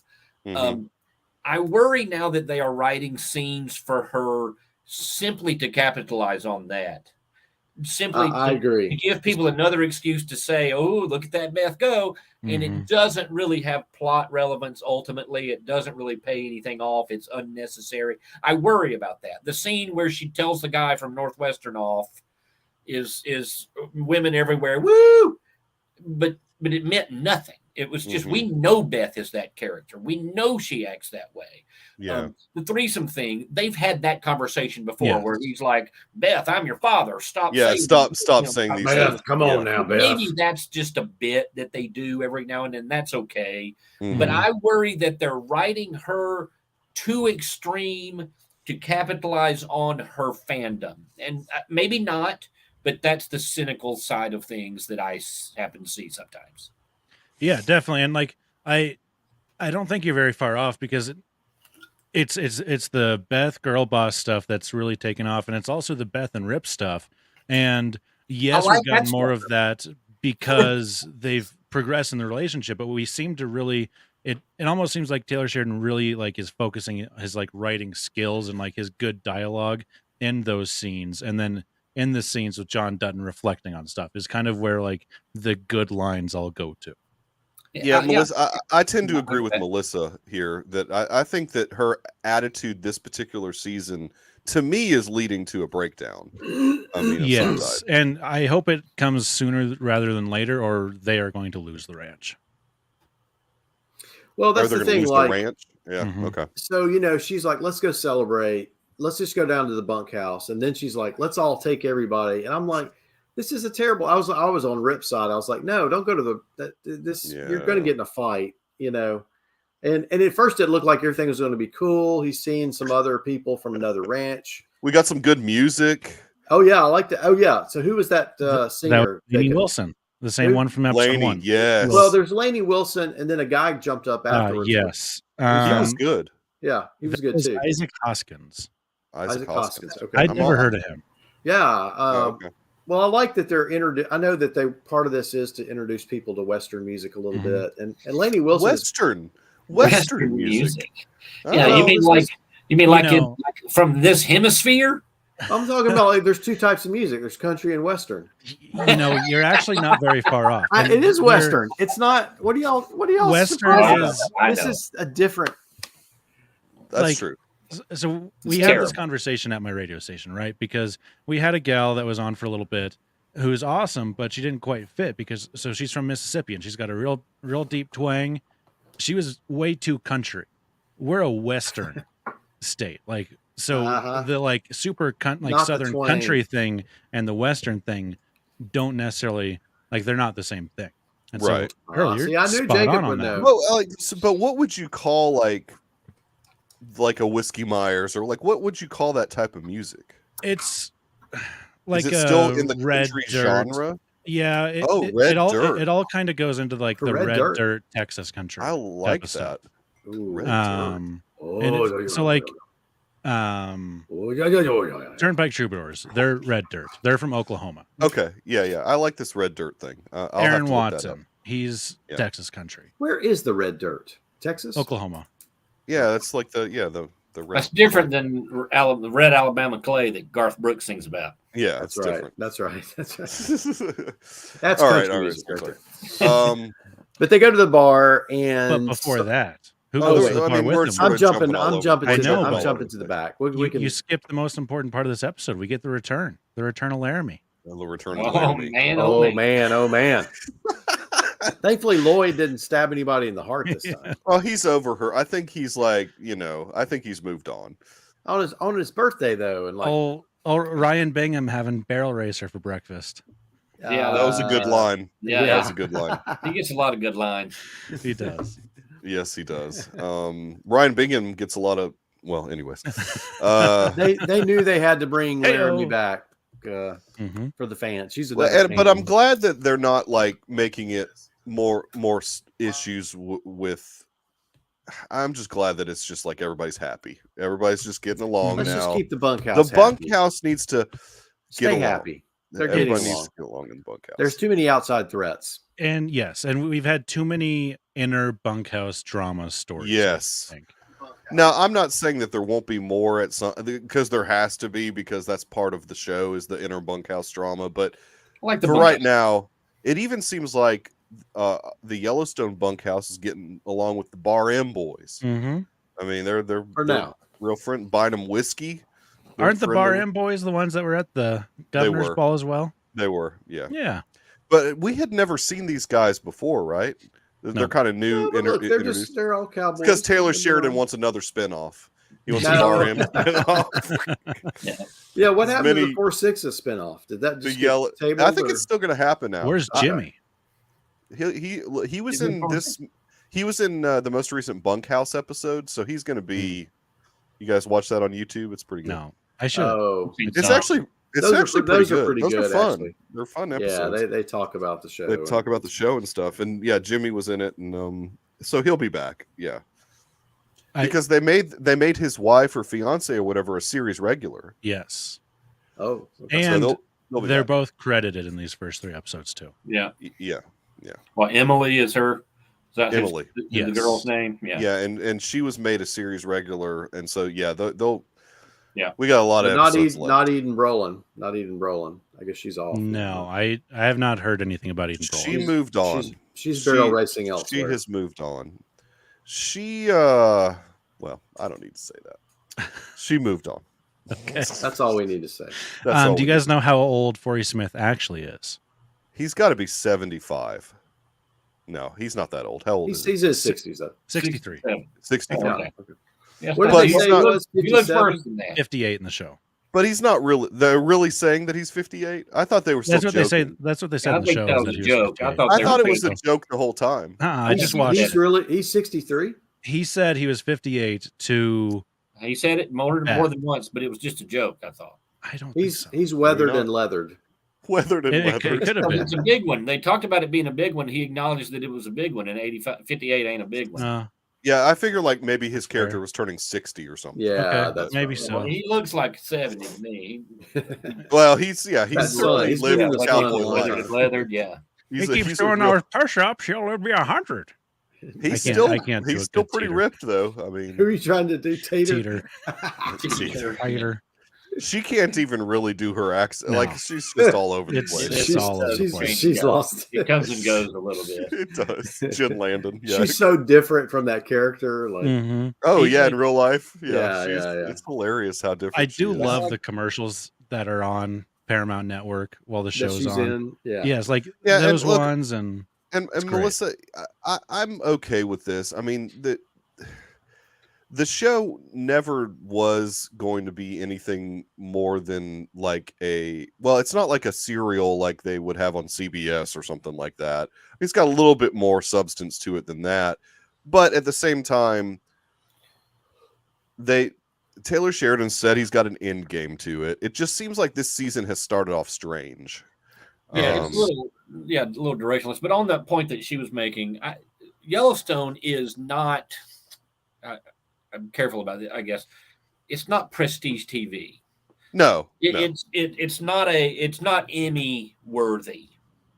Well, wait a minute now. No, I don't think it is. I think it has been in the past. I think there's been some episodes that would make it worthy of that in the past. In the past. Well, I mean, there have been some really great episodes, but it's not consistently Emmy worthy. It's not a succession. It's not one of these shows, Breaking Bad, Better Call Saul, these shows that are going to be in the running every time. Name her. So it's much more fan friendly, fun. Yes, it's got a following. For that reason, it can be sillier. It's not Succession or prestige TV. Yeah. Right. I'd agree with that. It's like The Mandalorian to a Succession's Andor. There you go. That's good. Okay, that's fair. Right, where Mandalorian is still it's quality content, but it's a little more fun and light. You can play a little looser with things, whereas some of this other stuff needs to be, be up and down a little more. Is this thread or is this storyline that they have started with Angela Blue Thunder coming after? Oh, she's coming after Thomas Rainwater. Is that from seasons ago, or is this like a new thing? She's working with this activist guy. Is that what we're gathering? She's supporting that young guy. Yeah, I think it's fallout from him not listening to her. She wanted that stuff to be built, right? Yeah, she wanted that, and she wanted him to go against John Dutton. So now, they're going after her. Yeah. And man, I'm still gonna say Gil Birmingham looks ill. Like there's something not. He's turning into a Gila monster. A Gila monster or something. He does not look well to me. No, something's going on with him. He doesn't look well. He needs a doctor. Get Gil Birmingham a doctor. He needs, the medicine man's not working. One of them, some Western medicine. It's a doctors on the res. No wonder it's sick. Yeah. Let me say this. I like the what's her name? The scary Indian lady. The scary Indian lady. Angela. I like her. I like this character. Like that she's coming in for, I like a Beth coming from the reservation. Yeah, I don't like she's like the shape of her face. Well, I'm not talking about that. No, I'm not even talking about from that but the way she purses it up, it bothers me, and I don't like the character because of it. I support our Native American actors. And, that's right. I was very confused by the remark about the drinking of alcohol. So I did a little bit of research, and it's a reservation thing, right? Well, it's up to each reservation whether they want to serve alcohol or not. And it looks like the Crow to reservation, the natives, though, right? To anybody. Well, I thought she was saying her deal was they were serving it to guests, but not natives. Yes. I believe that's a Crow Nation thing, where that's the rules. Get Jimmy on the phone. We'll ask him. Considering, and I'm gonna go ahead and say it. Oh God! Considering the amount of alcoholism on Indian reservations, I think that probably is the reason for that, right? Yes, for sure. Yeah, no, that's actually there is sort of a. There's a big problem with it. Yeah. Mm-hmm. There's thought to be a liver processing enzyme or something that's okay. sometimes missing. Really? Oh, like the Japs. Yeah. Yeah. The what? Like the what? Anise. Japanese. The Japanese. Oh gosh! It broke up. Bugs Bunny my mic broke up. I'm just waving goodbye to the YouTube monetization. I guess that's our chance. Is gone. Japanese. This is they're missing World War II. They're the same enzyme about the nips. That's what Bugs Bunny called them. can't talk like that anymore. Sorry. Japanese. He was getting to it. My mic cut out for a second. It was just. Oh my God. You can't do any of this. Democrat. Yeah. Just for the record. In reference to the enzymes. Oh my part of this. Well, you're the one that was talking about the enzymes, and it's. Oh yeah. Well, not everyone. Is that true? Like, yes, it Native is. Americans genetically have some predisposition. Yeah, There's also the Japanese. The Japanese don't have a predisposition toward alcoholism. No, but they have an enzyme that makes they have it a difficult to difficulty process. processing, and they get flushed. Well, that's from the bombs. That's they've been affected from the bombs over there. That's why they have game shows where they shoot bottle rockets out of their butt. No. They've gone off that the bombs messed them up. That's real. We can't. So anyway, back to the bar. Wait, what happened? There was stuff in between, right? What happened with Jamie is confronted by the lawyers. He's served. Yeah. Pretty smooth move with his assistant coming in with a coffee just to spill it on the guy. I'm assuming that was planned. Yeah. Seems like a common play they run. Yep. And she scares me. She's gonna take Jamie's lunch money. No, she's gonna take him down. I was surprised we had another episode of Monica crying. I'm surprised they did that. Yeah, I can't believe Monica was a whiny little. Where's y'all's heart? She's suffering right now, guys. I've grown to not want to see Casey on screen at all. I'm done with it. Ever since his why is he quitting his job? What's he gonna do? He's going to be investigator on the res. Now that's going to be a plot point, I'm sure. Rainwater said that's not a good idea with but Mo recommended it. He's not going to be a police officer. He's going to be an investigator. An investigator for the state of Montana. Yeah. Yes. Like assigned to this district. Yes. He thinks his brother can appoint him there. Yeah. That's going to happen, and I'm sure there'll be some plot points. We are going to have another horse die soon, evidently. So that's exciting. Yeah. To take had John to the other side. John's horse die. How long ago was that? That's been within all this. The whole season's happened over about a day and a half. Yeah. Right. Yeah, because this is 4 days. Yeah. Which is Melissa's out, Rhett. Look, you had a good thing with her, but now she's out. I know. She doesn't like that thing about Japan, but that's true. Since World War II. Japanese culture has embraced some very bizarre things. They have. Okay, that's fair. They really have, and I think it is trauma from World War II. It's that's right. It's shame from the surrender. It's from having the entirety. They believe that the Emperor Hirohito was God, right? And he had to renounce that as part of the surrender conditions. And I think. They've roared economically. They're a cultural epicenter now, but there are some cultural tendencies that are very bizarre, and that has all happened since World War II. Mm-hmm. That's real. So Beth sells Schwartz and Meyer. That's not. Just a portion of it, though. She turned the land. Tune in for more geopolitical discussions with Rhett. This is some nice historical talk. Yes, Ted, just like Thunderheart. There was a part in Thunderheart where a Native American got very drunk. I think Melissa is upset that you don't want to see Casey anymore, Rhett. No, you took what she was saying incorrectly. I don't think that was it.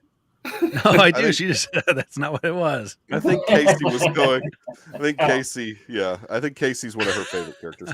But I think this is going to set him up to be part of something important that's going to be happening on that reservation. He's going to see bears and visions, and he's going to be involved in some case. He could be in Wind River 2. Maybe this is just a backdoor to Wind River 2 that's an coming interesting out. Thought.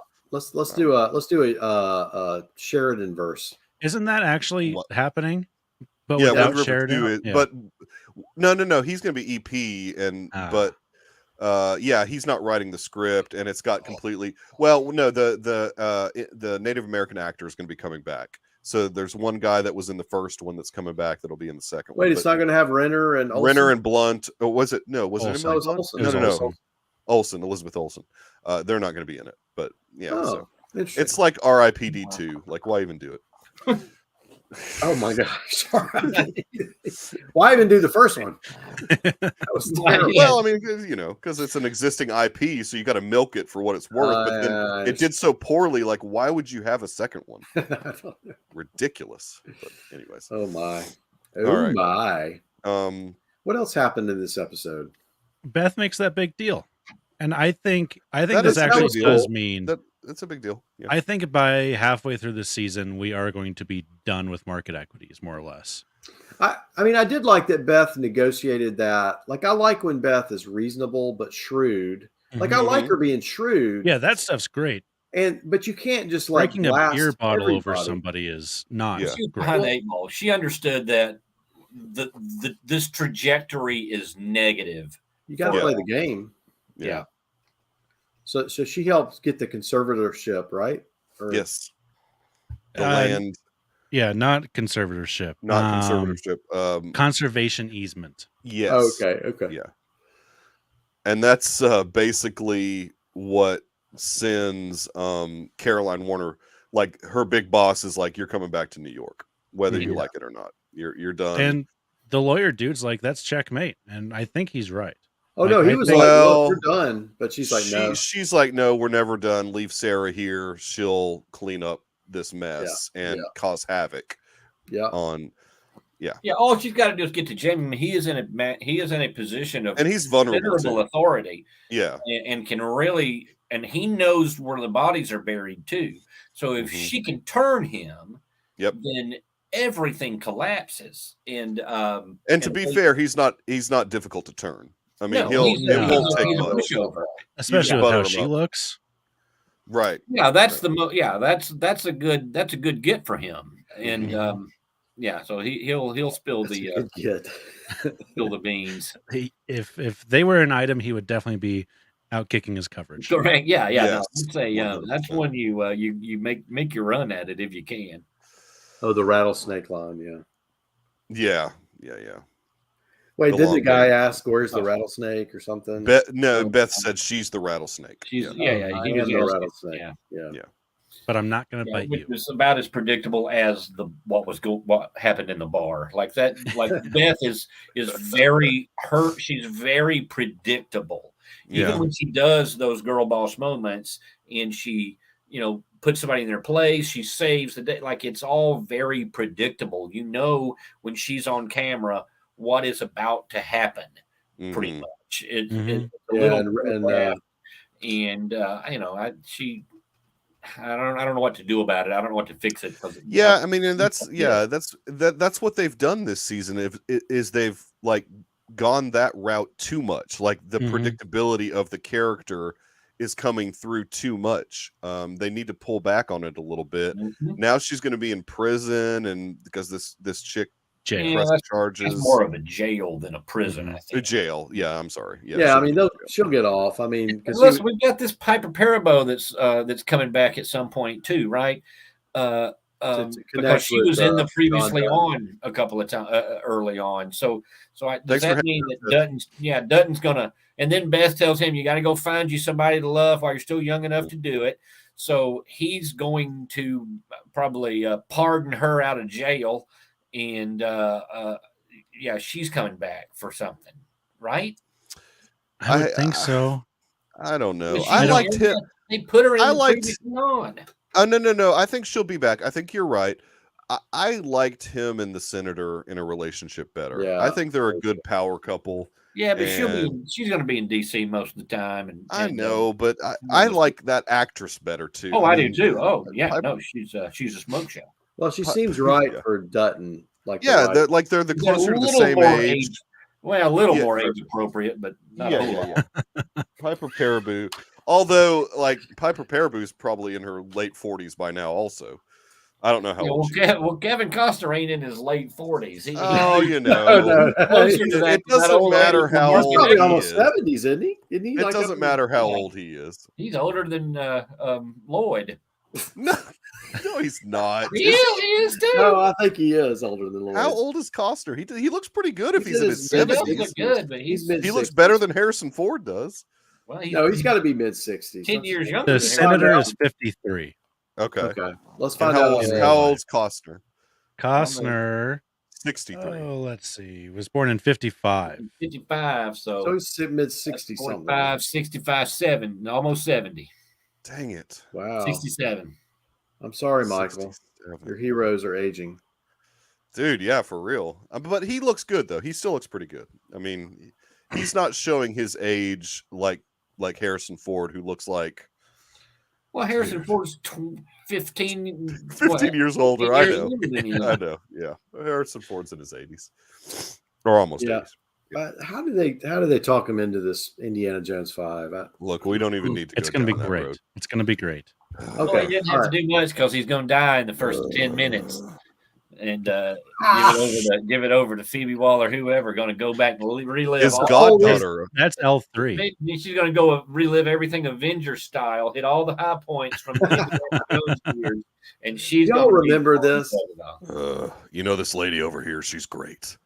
This one right here that I'm in this movie with, she's great. It's like, you know, I don't know her name, but she's great. That's like when Bill Murray was on one of these talk shows when Ghostbusters 2016 was being pushed. Yeah. And he says, one thing I knew, these girls are funny. And he just said it, you just could tell that he was just like, I'm reading off a script. And that's why Harrison Ford had to say, no, Garrison's wrong about this. That I have another source that's not Doomcock. This guy over here directed the movie. James Spielberg, he's great. I really love working with James Spielberg. Look, we are going to need to. 1923, I think, is going to quell. I mean, in Garrison's defense, yes, that was my other choice. I think 1923 is going to quell a lot of these Harrison Ford problems for Michael. I'm so looking forward to 19. Yeah, he looks like he's doing like well. I'd rather just have that and not have Indy 5. But that's okay. Indy 5 is going to be great. Yeah, it's going to be great. As long as we get that narration. I don't want to see it. I don't want to see an 80-year-old man de-aged and trying to act young. I don't want to see that. Just shh. It's going to be fine. Short round. It's going to be fine. Oh yeah, I want a short round cameo. You do want short round. I want a short round cameo also. I do too. As a grown up, and he's like, "Oh, hey, and we get John Rhys Davies back in this movie. He is, and that dude, he's got to be old." Yes, in this case, I am. Do you really? So, Garrison, you're saying you want to see an 80-year-old dude de-aged and trying to act young? I don't know what that means. I mean, I don't know what they're going to be doing in that particular flashback. Obviously, I want to see the attempt, and I think my heart is open, my mind is open for Indy Harrison 5. Ford's is the best I've ever seen it look, but I've never seen it. But it's the best I've ever seen it look. Like Harrison Ford even knows the. Come on. We lost Rep. We just lost Rep. You just offended him. Here, he's back. No. Just my internet's bouncing. That's all. That's okay. The rip. No. I think I'm echoing. Am I echoing for anybody else? No, you're good. Okay. The rip. What? The rip. I said no moment at the bunkhouse before they go to the bar. I was very scared there. I was like, oh God, Beth is not going to take that well. And then she did. I was like, oh, that was actually a surprising moment from Beth. More of that. And then Rip said that probably wasn't the wisest choice of words either, which was pretty good of him to say that too. Cooked. Cooked. Yeah, that's Rip. He's a cuck. In that particular moment. Sometimes you have to make sure you don't get murdered right on the spot. And I was like Jacob, I was pretty worried about him there for a second. Oh yeah. No, this is gonna be like the end. Coach. And I thought we were gonna have to deal with like them splitting up, and we were going to have this. Like I thought that was going to be that's going to come. There's no way that their relationship makes it through the whole series. Nope. There is no way. Rip will just throw himself on a sword. He doesn't care. The only way that kill somebody does not go to the end of the series is if one of them dies. right. Can't kill Rip. This He's is a only good- soap he's opera, only- guys. There's There's gonna be some guy showing up that Beth. Yeah, like, she'll It get goes back to what smitten. Rhett and I were talking about. The girl boss stuff is what makes them money, and the Beth and Rip stuff is what makes them money. There'd And be I don't people think pretty they break ticked that off up. if they broke them up. Yeah, there would be Yes. some people mad. I But don't think they it do would that. make for good tension, But and it it would would be make a for good television. cliffhanger. It would make You for remember good on The television. Office when Pam and Jim started having problems? Yes. And Yes, how Melissa. stupid I it am tired. was. I'm an old man. It was crap, and it wasn't. It didn't suit the characters. They can't mess those two up. They'll have tension. They'll have problems. They'll have conflict. But they won't break him up. Yeah, Earl's been he's been yawning. Listen, guys, I've been up a I long wish time. Coach watched I'm not staying up. Yellowstone I'm because not we could staying have up. some good insight from the lawyer over here Mhm. about all the stuff Beth's doing. But We're less than 40 hours away from the Andor finale right now. I got it easy. yeah, we're gonna go 3 hours. We're gonna go 3 more hours just so we can right up guys until later. Andor. No. Live reaction to Andor. No. We're not gonna do that. I think my last point was they nailed, this is a weird thing for them to nail, but they nailed cowboys walking through a bar when they first get there. That was right? very accurate. I was like, that looks like a bar in Laramie or in Casper or wherever. Yeah, but Nailed they it. were kind of making. Well, they both the Bar M guy and Rip were kind of making fun of the bar. How it. Yes, no, but I just mean like how they were How like they actually moved moving into through the the bar bar. and like Yeah. walking up to the dance floor stuff. I was like, that was a very accurate bar scene. I I don't know would've why I gotten noticed out of it, their but I way. did. So, I do need to ask this about the Coors. Is that accurate also as far as what cowboys drink in? I would say yes. I think it's definitely Colorado. product placement, obviously. Well, it's Sure. the same Coors that Johnny drinks on Cobra Kai, isn't it? Yes, it is. It's the little the banquet Short bottles. The Yeah. little Yep, short I mean bottles. that is What do they that- call those? I can't remember what they call those. There's that's a word that's the for only that- way they serve that Coors in type of- bottles anymore. Oh, really? When did that Yes, start Really? they don't. happening? No I mean, for cans? the last 10 years. Really? Well, I No don't know how to cans? Coors guy. So I'm Miller High Life if my- I'm going cheap. no, Garrison, that is actually the opposite. Real Real Cowboys. Cowboys drink Yes. IPA. He got Cowboys mixed up with Calvinists. Coors is pretty my good, dad's favorite beer. That's the only beer he drinks, actually. It's what good. Western people drink. I would say it's very accurate. That probably it's the beer that's most synonymous with Cowboys, I would say. And like Interesting. if it's not Coors, it's going to be like Busch Light or Keystone. I No would Miller say- High Life. Is that too? No, that's too Chicago. That's Not right. Corona? Melissa's. I think Not Corona. Stubbies. I've heard that. Yeah. Yeah. That small bottle. Yeah. Now, Rhett, you're onto something there. Cowboys buy lots of Corona, but they don't usually drink it. They buy it for their health. Back for the girls. No, They for buy the it for health. their for their Oh. help. For Yes. the help. because they hire lots of I Mexican. So I see. Okay. Yes. Migrants. Oh, it's very true. My buddy has a ranch up in Glenrock, and oh, whenever he goes to the liquor store, he Mike buys was a like ranch. 3 Wow. cases of Corona and a case of whatever beer he's. Oh, gonna look at drink. this, Melissa with the. I love this. Uncle has a ranch. Wait, we and want to it's come got- to the ranch. Wait, can he Mhm. send us beef for cheap? Because good ranchers is expensive as crap. They're expensive, man. We have our own good ranchers here in Wyoming that we buy from. Oh, okay. You got it. Not actual Okay. good ranchers, but they're ranchers that are good. Well, I'm saying the He's company. got a side yeah, of beef in whatever. his tub right now. Oh yeah, Actually, this that's is very what I was funny. wondering. Also, like classic. My dad just sent me Budweiser. this. Oh, That's hilarious. that's what he's drinking. He's right now. watching, and he's yes. And that Oh, is he's what watching drinking this? right now. Yes, yes. That is awesome. I Your love dad that. is watching this. So Melissa's saying that sometimes Budweiser comes out. as Yeah, well, I can but see they're- that. some foreign conglomerate owns them, but I guess What- that's what the about case Yingling? with Coors I also. gotta already be drunk. Yingling. No, the Yingling is No, not over Yingling- here. That What that about a stays nice pretty Sam Adams? east. It's Coors Light, That's Coors, East maybe Coast. Bud Light, Busch Light, Keystone Mhm, Light. mhm. No Yes, Modelo this dude- Especial. Since I've never ridden a horse, this would be very much like me if I went on to Melissa's dad's ranch. I mean, I would be. You would be a broken man. I would not know what to do. I would be bucked off and yeah, I'd be tapping with my eyes and moving around. I have that thing in my mouth. Blow in it to type or whatever. Harrison Ford would be like, "I crap bigger than you." Harrison Ford would beat you out there. Harrison what was Ford. that guy's name? Jack Palance or something? Jack Palance. He won an Oscar. He won an Oscar for that stupid role. Well, it was a great. It was a career. Well, it was his whole career, but that was the worst.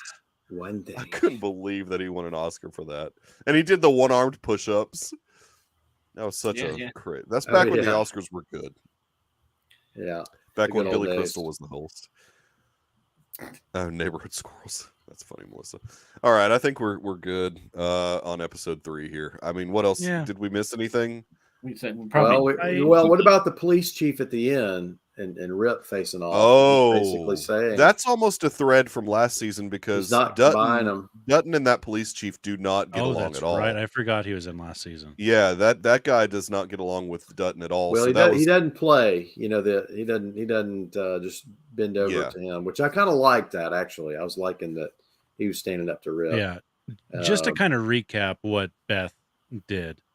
The chief of staff for the governor of Montana just got in a bar fight, got arrested, called the woman a P word, and flipped her off. Yeah. In the backseat of a cop car. Yeah. It's dumb. Chief of staff.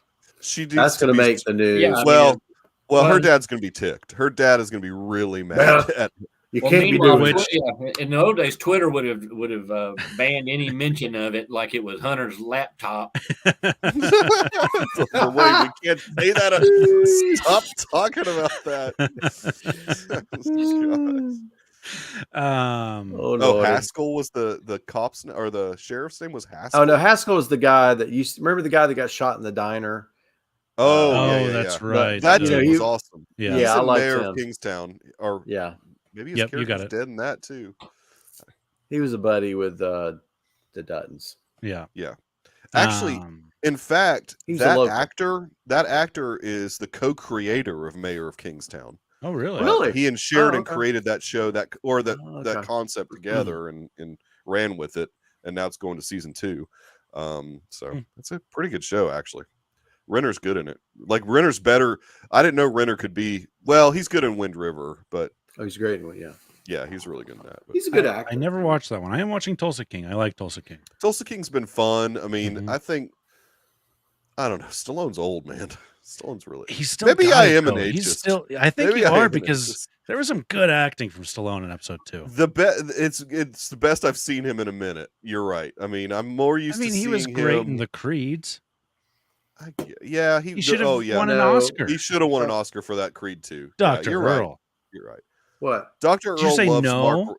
No, Dr. Earl loves Mark Rylance. I'm actually knowing Garrison's comment. Like we don't need to. No, don't put it up there. I have a question. What do we call people in places like China? No, that's Oriental. Oh no, guys. I would call them Chinese. Isn't that what they're? Is that what you're trying to? I don't know what we're trying to do here. I don't know what he's trying to get me to say. I'm not sure. But I think they have that same enzyme that Dr. Earl was talking about. Also. No. Well, they don't. Mikey the Greek. we gotta stop. We're like YouTube's going to charge us now. They're going to say. No, if you get the video to 3 hours, then there'll be more weird people that like it. So like, there's people that love 3-hour videos. Yeah, look, I'm just looking at this. We're over 2 hours. I'm like, what a nightmare for listeners. for anybody. All right, I guess we'll wrap it up then. Yeah. So next week, episode 4 of Yellowstone season 5, Andor finale. And Guardians of the Galaxy holiday special. Holy cow! Another 2 hours next week. No, that holiday special is 40-something minutes at the most. We'll zip through that. We're not going to talk about Much to well, you don't probably know, though. There may much be a to lot. Rifen's chagrin, we're We'll see. probably not going to talk about that all. That I It have a may feeling look. about It may this. prove to be the. But it the could be something that's yeah. I mean, it yeah. may be worth talking about it. Yeah. I mean, Maybe Andor will suck. And honestly, I mean, how much is there to say about Yellowstone? Beth had a moment, and Monica cried. Monica cried. Monica cried, and John Dutton grumbled. And they all drank a lot. Yes, yeah, there was some drinking. I do want that coffee cup that John Dutton has, though. That was a good looking coffee cup. The one at the very beginning of the episode. I'll have to go back and looked like a very manly coffee cup. Oh, I just want his view where you sit out on the porch and just look out of Beth. Is that like your view when you step into your backyard, Dr. Earl? Exactly. With the weeds and the no. And my broken down fence and your broken down fence. Yes. The rat scurrying across your yard. What are we talking about? The rats? No. All right. Roth, plug your stuff. Where can people find you? Yes, what movie are you guys doing next? Oh man. We talked about it, but I can't remember what you said. So you can find the Good Day for Movie podcast on all podcast platforms. The last movie we reviewed was Banshees of Inisherin. Oh yeah. Very fun. It was awesome. Yeah. We did not have the name of the movie or the guest nailed down at the end of the last episode. Right. But that's right. We do breaking have news. We've got it. Wait. Hang on. Oh yes. Hang on. We haven't done this yet. Yes. I have not. I don't think I've ever been scooped. That's this your is first scoop. Go ahead. Scoop. We are stepping into the pretentious corner, I do believe. Oh, well, Banshees of Inisherin was pretty pretentious. Germany. Oh, I know what you're going to say. With some Werner Herzog and Strozek. What? Strozek. Stroszek. Oh, I don't. Oh, yeah, that's one of his first ones, right? Strozek. I guess. I don't know. I've never seen that either. I don't know what I'm about to watch. Who selected that? It's our guest. I think I've met this guy like once or twice. It's a buddy of my co-host. I'm the guest. What? I don't remember. I'm just kidding. I don't remember Strozek. I don't know. No, Rhett went down. That's all right. He'll be fine. He doesn't want to be found anyways. Yeah, he's from 1977. Okay. It's yeah, that's one of his first ones. I've heard of Klaus Kinski in it. Oh yeah, Klaus Kinski. I think he is. I remember. I don't know. I know nothing about this. Kinski is in a lot of his from early days. Yeah. Okay. Is it STROSZEK? Oh, SZEK. Interesting. Strozek. Yeah. So that's what we're reviewing next week. Should be an interesting episode. Is that the German word for Star Wars? I wish. I really wish. Star Wars. That's interesting. I like it. Oh, STROSZEK. Here it is. Yep. Who's in it, Earl? Bruno S. Eva Matz, Clemens Scheitz. Oh, okay, I don't know. Wilhelm von Homburg. Burkhard Dreist. I mean, I don't see Klaus Kinski. Clayton Zalpinski. Oh, that's bad. Eli Rodriguez. I'm on my. Oh, look at this little tidbit of it for your show. It was shot in the U.S. Look at that. How about that? Well, the poster has an American flag in a bottle. So I don't know. I'm a little scared that I'm going to hate this. But okay. It's about a alcoholic man and his friend. They moved from Germany to Wisconsin. Does he have that enzyme that sounds pretty Indians fun. have? No, Germans definitely don't have that enzyme. No, because I am German and I do not have that enzyme. Rhett, since you came back, where can people find you on the interwebs? Oh, did you say that yet, Roth? I'm sorry. Oh, no, I think I did. Roth from Wyoming. Good day. Roth. A Good Day for a Movie podcast is the podcast. Roth. Are you on Wyoming. Hive or Mastodon yet? I am not. I don't know what those are. Are those podcast platforms or are those social media? No, they're new streaming services or new. I'm sorry, Twitter alternatives. Twitter alternatives. I am not because I love Twitter. Twitter is my favorite social media platform. It's awesome chaos. Right it is madness right now, and it's people beautiful. Lose their minds and take it too seriously, and it's just easy to log off. And I never do log off because I love it. Wait, what is this? Journo list 2.0? What? What is that? What? Is that a school project? What is that? it? Hive is the most recent one that I've seen people touting, but I don't know. They're all horrible. Go back to the Hive. Rhett, where can people find you on the internet? Not many places. Yeah, I'm occasionally your on Truth Social Twitter, account, and I pop into the Discord when I get. Oh, Rhett's definitely on Truth. I am too. No, I know. I'm not that. I'm not that great. No, I don't really do a lot of. No, you don't. Social media stuff. That's fair. Speaking of not doing a lot of social media, Dr. Earl is off the grid. I'm on Stitcher. I'm on Snapchat. I'm on Snapchat. Snapchat. Watch it. On his TikTok page, he does dancing while telling about his patients dying. Yes, that's right. It breaks a lot of HIPAA laws, but hey, my dance moves are the best. During COVID because he was so bored. That's right. He can be found on the Deucecast Discord from time to time. In the that I truly can be found on. That is a safe place to hang out. I feel very safe there. Yeah, it's it's fun over there. We do a lot of crazy stuff. I feel seen there. You feel seen and the safe word is Palomino. His safe word is enzyme. That's right. my safe word is Pima Indians enzymes. Yeah, look that one up. I'm on Twitter occasionally at the Michael Nip, but I'm mostly in the Deucecast Discord. If you somehow don't have a Deucecast Discord, Melissa, thanks for hanging out. If you don't have Deucecast Discord, just email thedeucecast@gmail.com. I will send you the link to get on there. It's a fun time. We'll be back next week. I already said what we'll be back for. Yeah, subscribe. We're up to 75 subscribers. I mean, at this rate, like Rhett said, in 2257, we might get to monetization at this rate. Guys, we're trying to get to 200,000 by the end of the week. So if you could really help us. We'll have to shut it down if we don't get there by the end of the week. Sorry, guys. Right. But, monetization is key, apparently. We'd have to change a lot, though. We couldn't talk about enzymes anymore. Some of the channels that I watch we ain't nothing. I know. I know. That's very true. I know. That's very true. Yeah, I know. Critical Drinker, especially. He's. I like that guy a lot. He is. His Twitter is awesome. He's good. I don't watch him on YouTube, but his Twitter is awesome. YouTube's good too. He's a professional writer. He's kind of based. I didn't know that guy was. He's a professional writer. Yep. Yeah. He has that novels. makes sense. Yeah, he's a smart guy. He's smart. He's based. He writes those things out, I'm sure. And yeah. Oh yeah. It's all scripted. I mean, he scripts the videos, but he's a smart dude. So maybe that's what we need to do. Script us. Should we have some script? This whole thing, everything I've done scripted. Oh, okay. Reading it the whole time. Oh no. Shots. A detractor.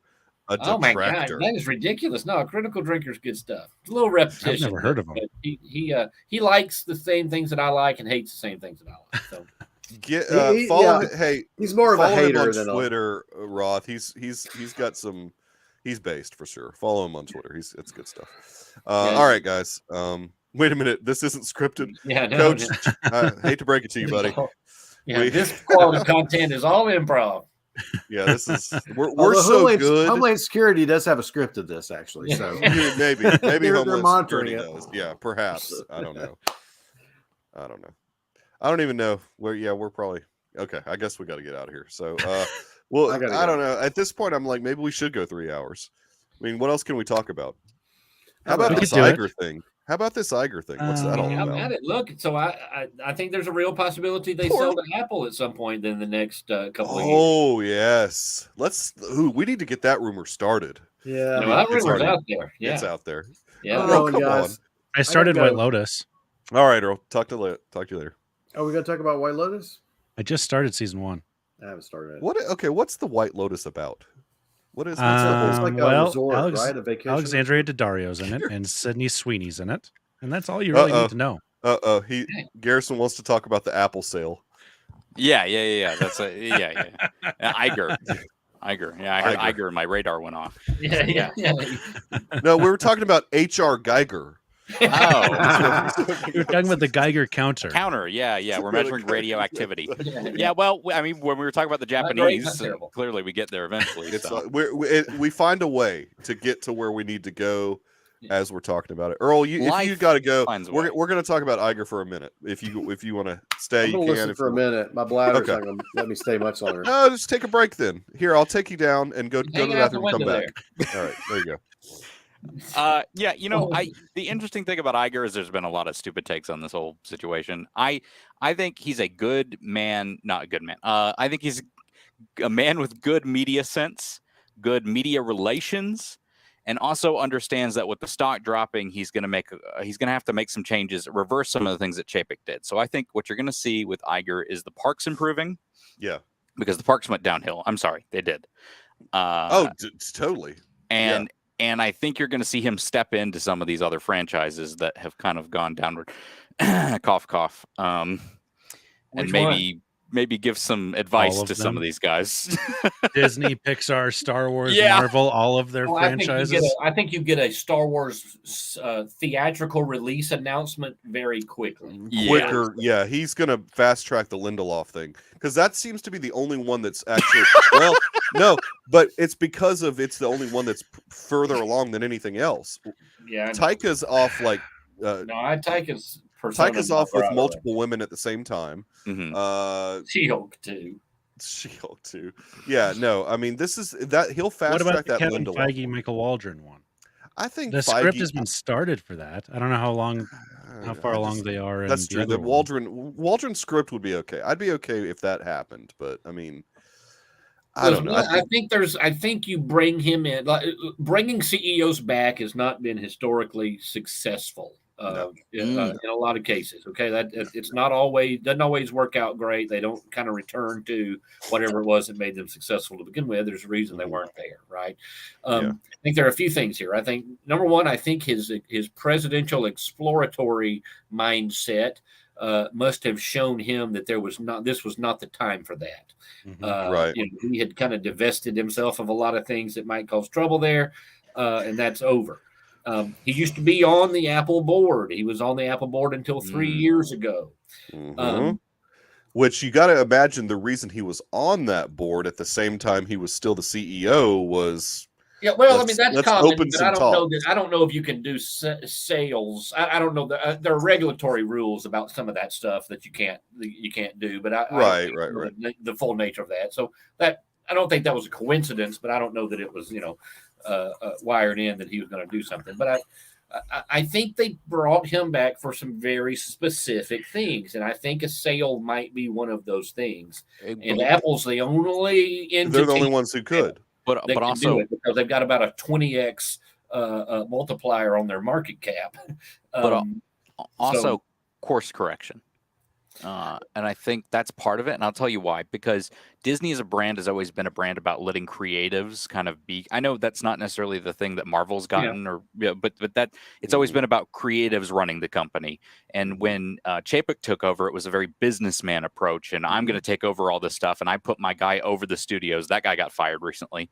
And I think Iger's going to try to return things to how it was before Iger left.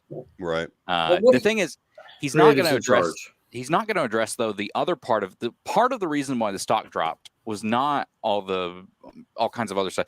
Part of the reason why the stock dropped is the streaming stuff. Streaming got devalued this year due to they found out that there was you don't have an infinite amount of people that are going to subscribe to it. They thought that there was going to be like 500 million that would subscribe at some point, and they're like, "Oh wait, people on the planet there's kind of a market cap here on the amount of subscribers, and also it's not generating any revenue right now." Disney lost $4 billion on streaming last fiscal year.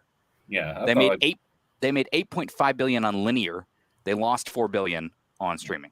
And part of the problem in their current model right now is not all those subscriptions are actually paying for the service. A lot of Verizon with Verizon and some of these other things. So I know they paid an amount, for but Verizon. Not enough. But probably not a lot though. And it takes a lot of effort to build when you're standing up a streaming service the capital outlay is extensive. So, and they have not started to recoup that yet. Well, and nobody has. Nobody has. Yeah, Right. exactly. Not even that's Netflix. all of the streaming. Not even Mikey Netflix. knows I could rant about this all day. No, but not even Netflix. And Netflix, I mean, Netflix is the only one that's been able to get above the red as a company, and they barely have been above the red. That's Hey, what they've do you had to think make of some the drastic idea? changes to what they were doing though to get to that though. Yeah. I mean, so Garrison, some of Disney over the last couple of years has, I mean, this term has lost some of its meaning, but it's gotten a little more woke. Okay, there's a lot of activism within the company. Right. You're seeing some of these more progressive ideas show up in some of the programming. Eisner, I believe, he tends to be more progressive than Chapek. Okay, yeah, Iger. Is there an argument that some of the downturn in quality and maybe customer engagement with Disney has been because of the woke stuff, and can Iger actually make that worse?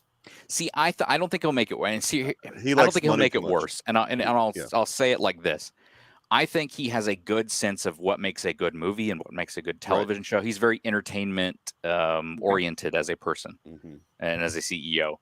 I think you won't see some of that stuff decrease, but you will see it woven through those things in a smarter way. Well, more natural. You know what I'm saying? That's fair. Yeah. Instead of tacked on and more of an organic, just this is the story, and that's how it all works out. Yes. I think that's my hope that he is able to write some of those things that way, at least, because that's the only hope you have for that kind of stuff. Really, is not going to go backwards in that sense. But. No, it's not going to. Yeah, like that's what they can't. Now, as far from a parks perspective, they could change like some of the models that they are doing right now. They could get rid of Genie Plus altogether. Well, and they get rid of Genie Plus, but also the way that they measure like satisfaction. They used to do a customer satisfaction kind of survey. They'd ask you about what you were happiest about in the parks, and the thing that they would lead that you would believe off the process of that. Sorry, I'm a little bit tired. Was that the happier the customer was, the more money they would spend. Chapek removed that system and said, "Where are you spending the most dollars?" And I think if we can get back to the happiest the customers are, and Disney can get back to making magic for people in the parks, the parks will improve over that. Now, I heard that Galactic Star Cruiser was going to be sold to Motel 6. Is that right? No, but some news on that just dropped. Just now. Well, yeah. The Main Street Electrical Podcast. Is that what we're on right now? What are we? Yeah, there's discounts basically coming. I mean, they just dropped their first discounts on trying to get people to stay at that place, though, because they are losing money hand over fist with that whole venture. It's insane to stay there. To be fair, all of that concept started under Iger's watch before Chapek even took over. So, I mean, some of this stuff, and I don't feel bad for Chapek. You can't feel bad for billionaires. But, I mean, all this stuff that these last 2 years that have been happening at Disney, I mean, this was all Iger's on Iger's and he was plate. there for a lot of it too. Maybe not the official CEO. He approved a lot of it, probably. The streaming service was his baby. But again, I think Chapek's gone about some of these things in a worse way than Iger would have. Is kind of the point. And he probably culturally. He never seemed like a good fit. He didn't seem like he got along with the people there either. I know some people that are very involved in Florida politics, and that may or may not have been very involved in a certain thing that happened in Florida. You're talking specific. Ron DeSantis, is that right? No, but I know that is not his name. He knows a person that works with him. I know a person who might have been involved in egging some of that on. Anyway, he knows a guy who knows a guy. He knows a guy who knows a guy. I know a father who knows some guys. Yeah. Exactly. And there's a lot of belief that Iger would have handled that a lot better. Oh, sure. Behind closed doors and a lot better. Because Chapek basically did nothing and then pissed off everybody. Right. He did nothing. He let the inmates at the asylum goad him into a pretty stupid response. Yeah. And it was just a bad look all around. Yep. Yeah, and Coach is one of the only people that I kind of know that actually went on the Star Cruiser and said it's an awesome experience. But yeah, it's like so the thing that they kind of announced really wasn't. It's just for DVC members. They can get 30% off, but it's a start. I mean, because they're gonna have to start doing something to get people to attend that hotel, or they're just gonna have to scrap the whole idea. I mean. It's going to go the way of what Adventure Island or whatever that was. That's just abandoned. Tom Sawyer's Island. Tom Sawyer's Island. Now, Coach DeBello says it's awesome. Yeah, Tom Sawyer and Huck Finn's raft. They got rid of that whole experience. There were some issues involved. Never mind. Yeah. We don't need to go there. Hey, Coach says it was awesome. So no, he said that before too, and I don't doubt that. But dude, I mean. There's only $6,000 a head or whatever it is. Mm-hmm. Yeah, and the finite audience, exactly. That's the problem with it. I mean, the finite. That is the biggest problem. That is the biggest problem. It's so expensive, and not that many people are really that interested in doing it, especially at that price. Yeah, right. I mean, you don't want to pay for your 2-year-old. You don't want to pay $6,000 for your 2-year-old. Dad is one of the biggest Star Wars fans I know, and he's refusing to. He bought a car. He bought the Star Wars car. Yeah, he did. The Rogue One. Rogue One. A land speeder. Rogue What did he buy? Yeah, the Nissan Rogue One, which was a bad A car. I mean, that was it's a cool car. It looks great. It looks really great. But it's like what 7 years old now. Yeah, that's fine. Yeah, that's good. I drive an My 07. truck has 288,000 miles on it. My little car has 220,000 miles on it. I will drive it till it dies. Mm-hmm. Not terrible. Coach's McLaren has about what you said about 1,000 miles on it. Coach, brand new McLaren that you bought. Is that his job as a lawyer? In Miami. Coach has got with that. Yeah, Coach is connected. He's in Miami. Coaches make bank in Miami. Congrats on the high school team, though, Coach. That is pretty awesome. He's an offensive coordinator. I love that. Coach, you need to get out of the lawyering business and get into the college football business. Well, you need to, look, Alabama could use a decent offensive coordinator. Look, I'm assuming Coach would be. He's probably got more experience than Jeff Saturday. Well, what is that about? Okay. Saturday's he's a good coach. Oh yeah, and I think that proves what Saturday has done the last 2 weeks has proved that, especially compared to McDaniels, it's not always the guys that know the X's and O's make the great head coaches. That's not what head coaching is about. Head coaching is about bringing the team together and making sure everybody's pulling in the right direction. Well, that's so tough in the NFL too. You're not managing a bunch of kids that you're lording over, basically. Exactly. You're managing over people that can just not. They've already been paid. They don't have to be motivated necessarily. Right. It's a much tougher job. It's why Nick Saban got out of there. I'm convinced. I think he could have succeeded in the NFL, but he was just like, screw this. I have a much better time in college. Well, yeah, the passion isn't there. Yeah. Look at the Belichick coaching tree. It's awful, especially for like actual coaches, not like players, because Vrabel's an exception. But they all go in there and they try to be Belichick. They try to be hard nosed and they try to yell and they try to discipline. And it's not going to work with a bunch of 31-year-olds who are making millions and millions of dollars when you don't have any respect behind your name or any experience behind it. Just by your only experience is, I coached under this guy and this is how he did it. You got to find your own way. The Deucecast Sports Extra. My gosh, for real. This is like the George Michael sports machine. Remember that? That was local. That was not. Was that national? Show, yeah. What? I did not know that was national. Yeah. Are we talking about the guy from Wham? That's what I thought. Different George Michael. No, that was Andrew Ridgely. So yeah, the Andrew Ridgely sports machine did not take off. Did not quite connect like the George Michael. Well, guys, I got to go watch some World Cup. I got to get, I got to wake up about 3 this morning, and I'm just kidding. Are you rooting for Trinidad Tobago? Is that who you're Errol is rooting for Qatar. Yeah, I do not say Qatar. I'm for Qatar. Qatar. That's how Americans say it. Qatar. I'm pulling for Neymar, and the Quechuans, Niger, the Quechua Indians. Mm-hmm. All right, gents, y'all keep going. Keep the dream Yeah, alive. Coach is right here. Look, I mean, Coach is not wrong. Earl, thanks for hanging out, dude. McDaniels, by the way, I mean, hey, McDaniels, bye, Earl. McDaniels is an X's and O's guys too, though. I mean, he's pretty good. Yeah, he's good at the X's and O's, but he's not a leader of men. Well, no. Leader of men. You know who is that's leader what of men? Head coach Bob Iger. Bob Iger's a leader of men. No, that's McDaniel. Yeah, McDaniel. Sorry. Yes, I'm Mike sorry. McDaniel. I thought you were back to the Raiders guy. That's my bad. That's my bad. He is, and he's that different type of coach where he's a weirdo, so the guys like him. I like him. I like him a lot. And like you mentioned Vrabel earlier, he's a weirdo, and people love him for it. I mean, even the Lions guy. Bite your kneecaps off. You don't get many people saying that. Dan Campbell. Yeah, Dan Campbell. And he's got that team motivated right now. So what you betting on, Jacob? I am taking over in all of the Thanksgiving games. Oh, are you? All of them? Yeah. Okay, so we get 3 now. That changed a couple years ago. Who are the 3 games? I know the Cowboys are obviously playing. All day, baby. I know it's the Bills. The Bills start at 10:30 Mountain Time. Oh, Mountain Time. The best time. Yeah.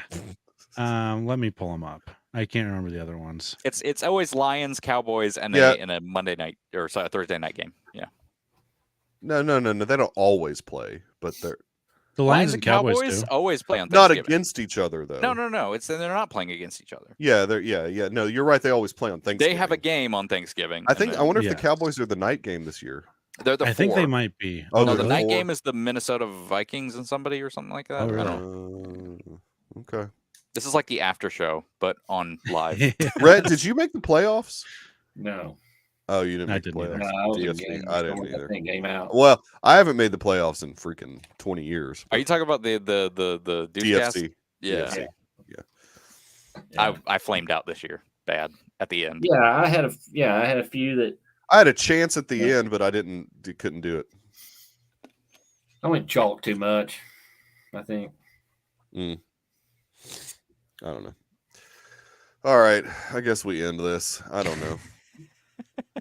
I could 25 minutes. I could talk about things for 3 hours, but whatever. But you guys have to be interested too, so that's No, I gotta post the Deucecast, so it'll be ready at 6 a.m. You gotta if you're not ready at 6 a.m., there's certain people that'll DM me and be like, "Where's the episode?" Really? All right, I got it. Okay. It is the Bills, Lions, Giants, Cowboys, Patriots, Vikings, and where is the number? It's the over in all 3 games combined, and I can't find the number. It's a special bet. So combined, does that mean individual games or literally combined? Oh yeah, Coach. Who do the Knowles play this weekend? Literally combined. Go Knowles. Coach's favorite team. Yeah. Wait, is Coach Miami? No, he's Miami Dolphins, but Florida Gators. Florida Gators, I believe. That's that Florida Gators is one of Dave's teams. One of my good friends is actually Miami Dolphins and Florida Gators fan as well. So interesting. Yes, it's an interesting combination. Like, why would you not be the Hurricanes? Well, my friend lives in Miami, but he hates University of Miami. So well, a lot of people do. So that's Bug you. They called it. Mm-hmm. Yes, yes, they did. I gotta tell I actually hate Miami worse than I hate UF. But I hate Miami's fans worse than I hate UF. But not a Danny Boy Kane fan. Oh, well, he was killed by a bear, so it doesn't really matter. So. Do not say that. I got bosses saying that. I was never killed by a bear. No one gets this, Jacob. No, I don't know what you're talking about. He's a great internet personality. Oh, okay. I need to look that up. Yeah, kind of an inside joke. Yeah. All right. I think we've gone as long as we can. We're close to put it up on the Gators. So 2.5 hours to Andor. It's only it'll wait, what did you say? It's more than a half an hour. No, yeah. 2.5 hours. 2.5 hours. But I bet it drops at around 1:50 a.m. 2 hours. It's always 10 minutes before. Yeah, 10 minutes before. Same with House of the Dragon, by the way, on HBO Max when that was on. Oh, really? That was about 5 minutes before. I noticed that during season 8 of GOT. It was a bit early too. Yeah. Yep. But they would show up without the titles. It would just say like episode 7. Yeah. I guess I think that's what Andor was doing at the beginning too. I don't know if it's still doing that because I haven't stayed up, but that is true. Yeah. They wouldn't. I love that. I love that. All right, we're gonna get out of here, guys. Coach, thanks for hanging out late, man. And Garrison, thanks for hanging out late. Yeah. Freaking Mountain West over there. It's only what 10:30. 10:37. I've got a whole bunch more stuff I can do with my day. I know you got. Young. Wait, I thought you recorded episodes on Tuesdays. No, Wednesdays now. Oh, you switched to Wednesdays. Okay. Yes, it's probably for the best. It's only sometimes that we have to do Tuesdays. Yes. Yeah. All right, guys. We'll see y'all next week. Talk to everybody later. Thanks for hanging out. All right. All right. Talk to you guys later. Bye.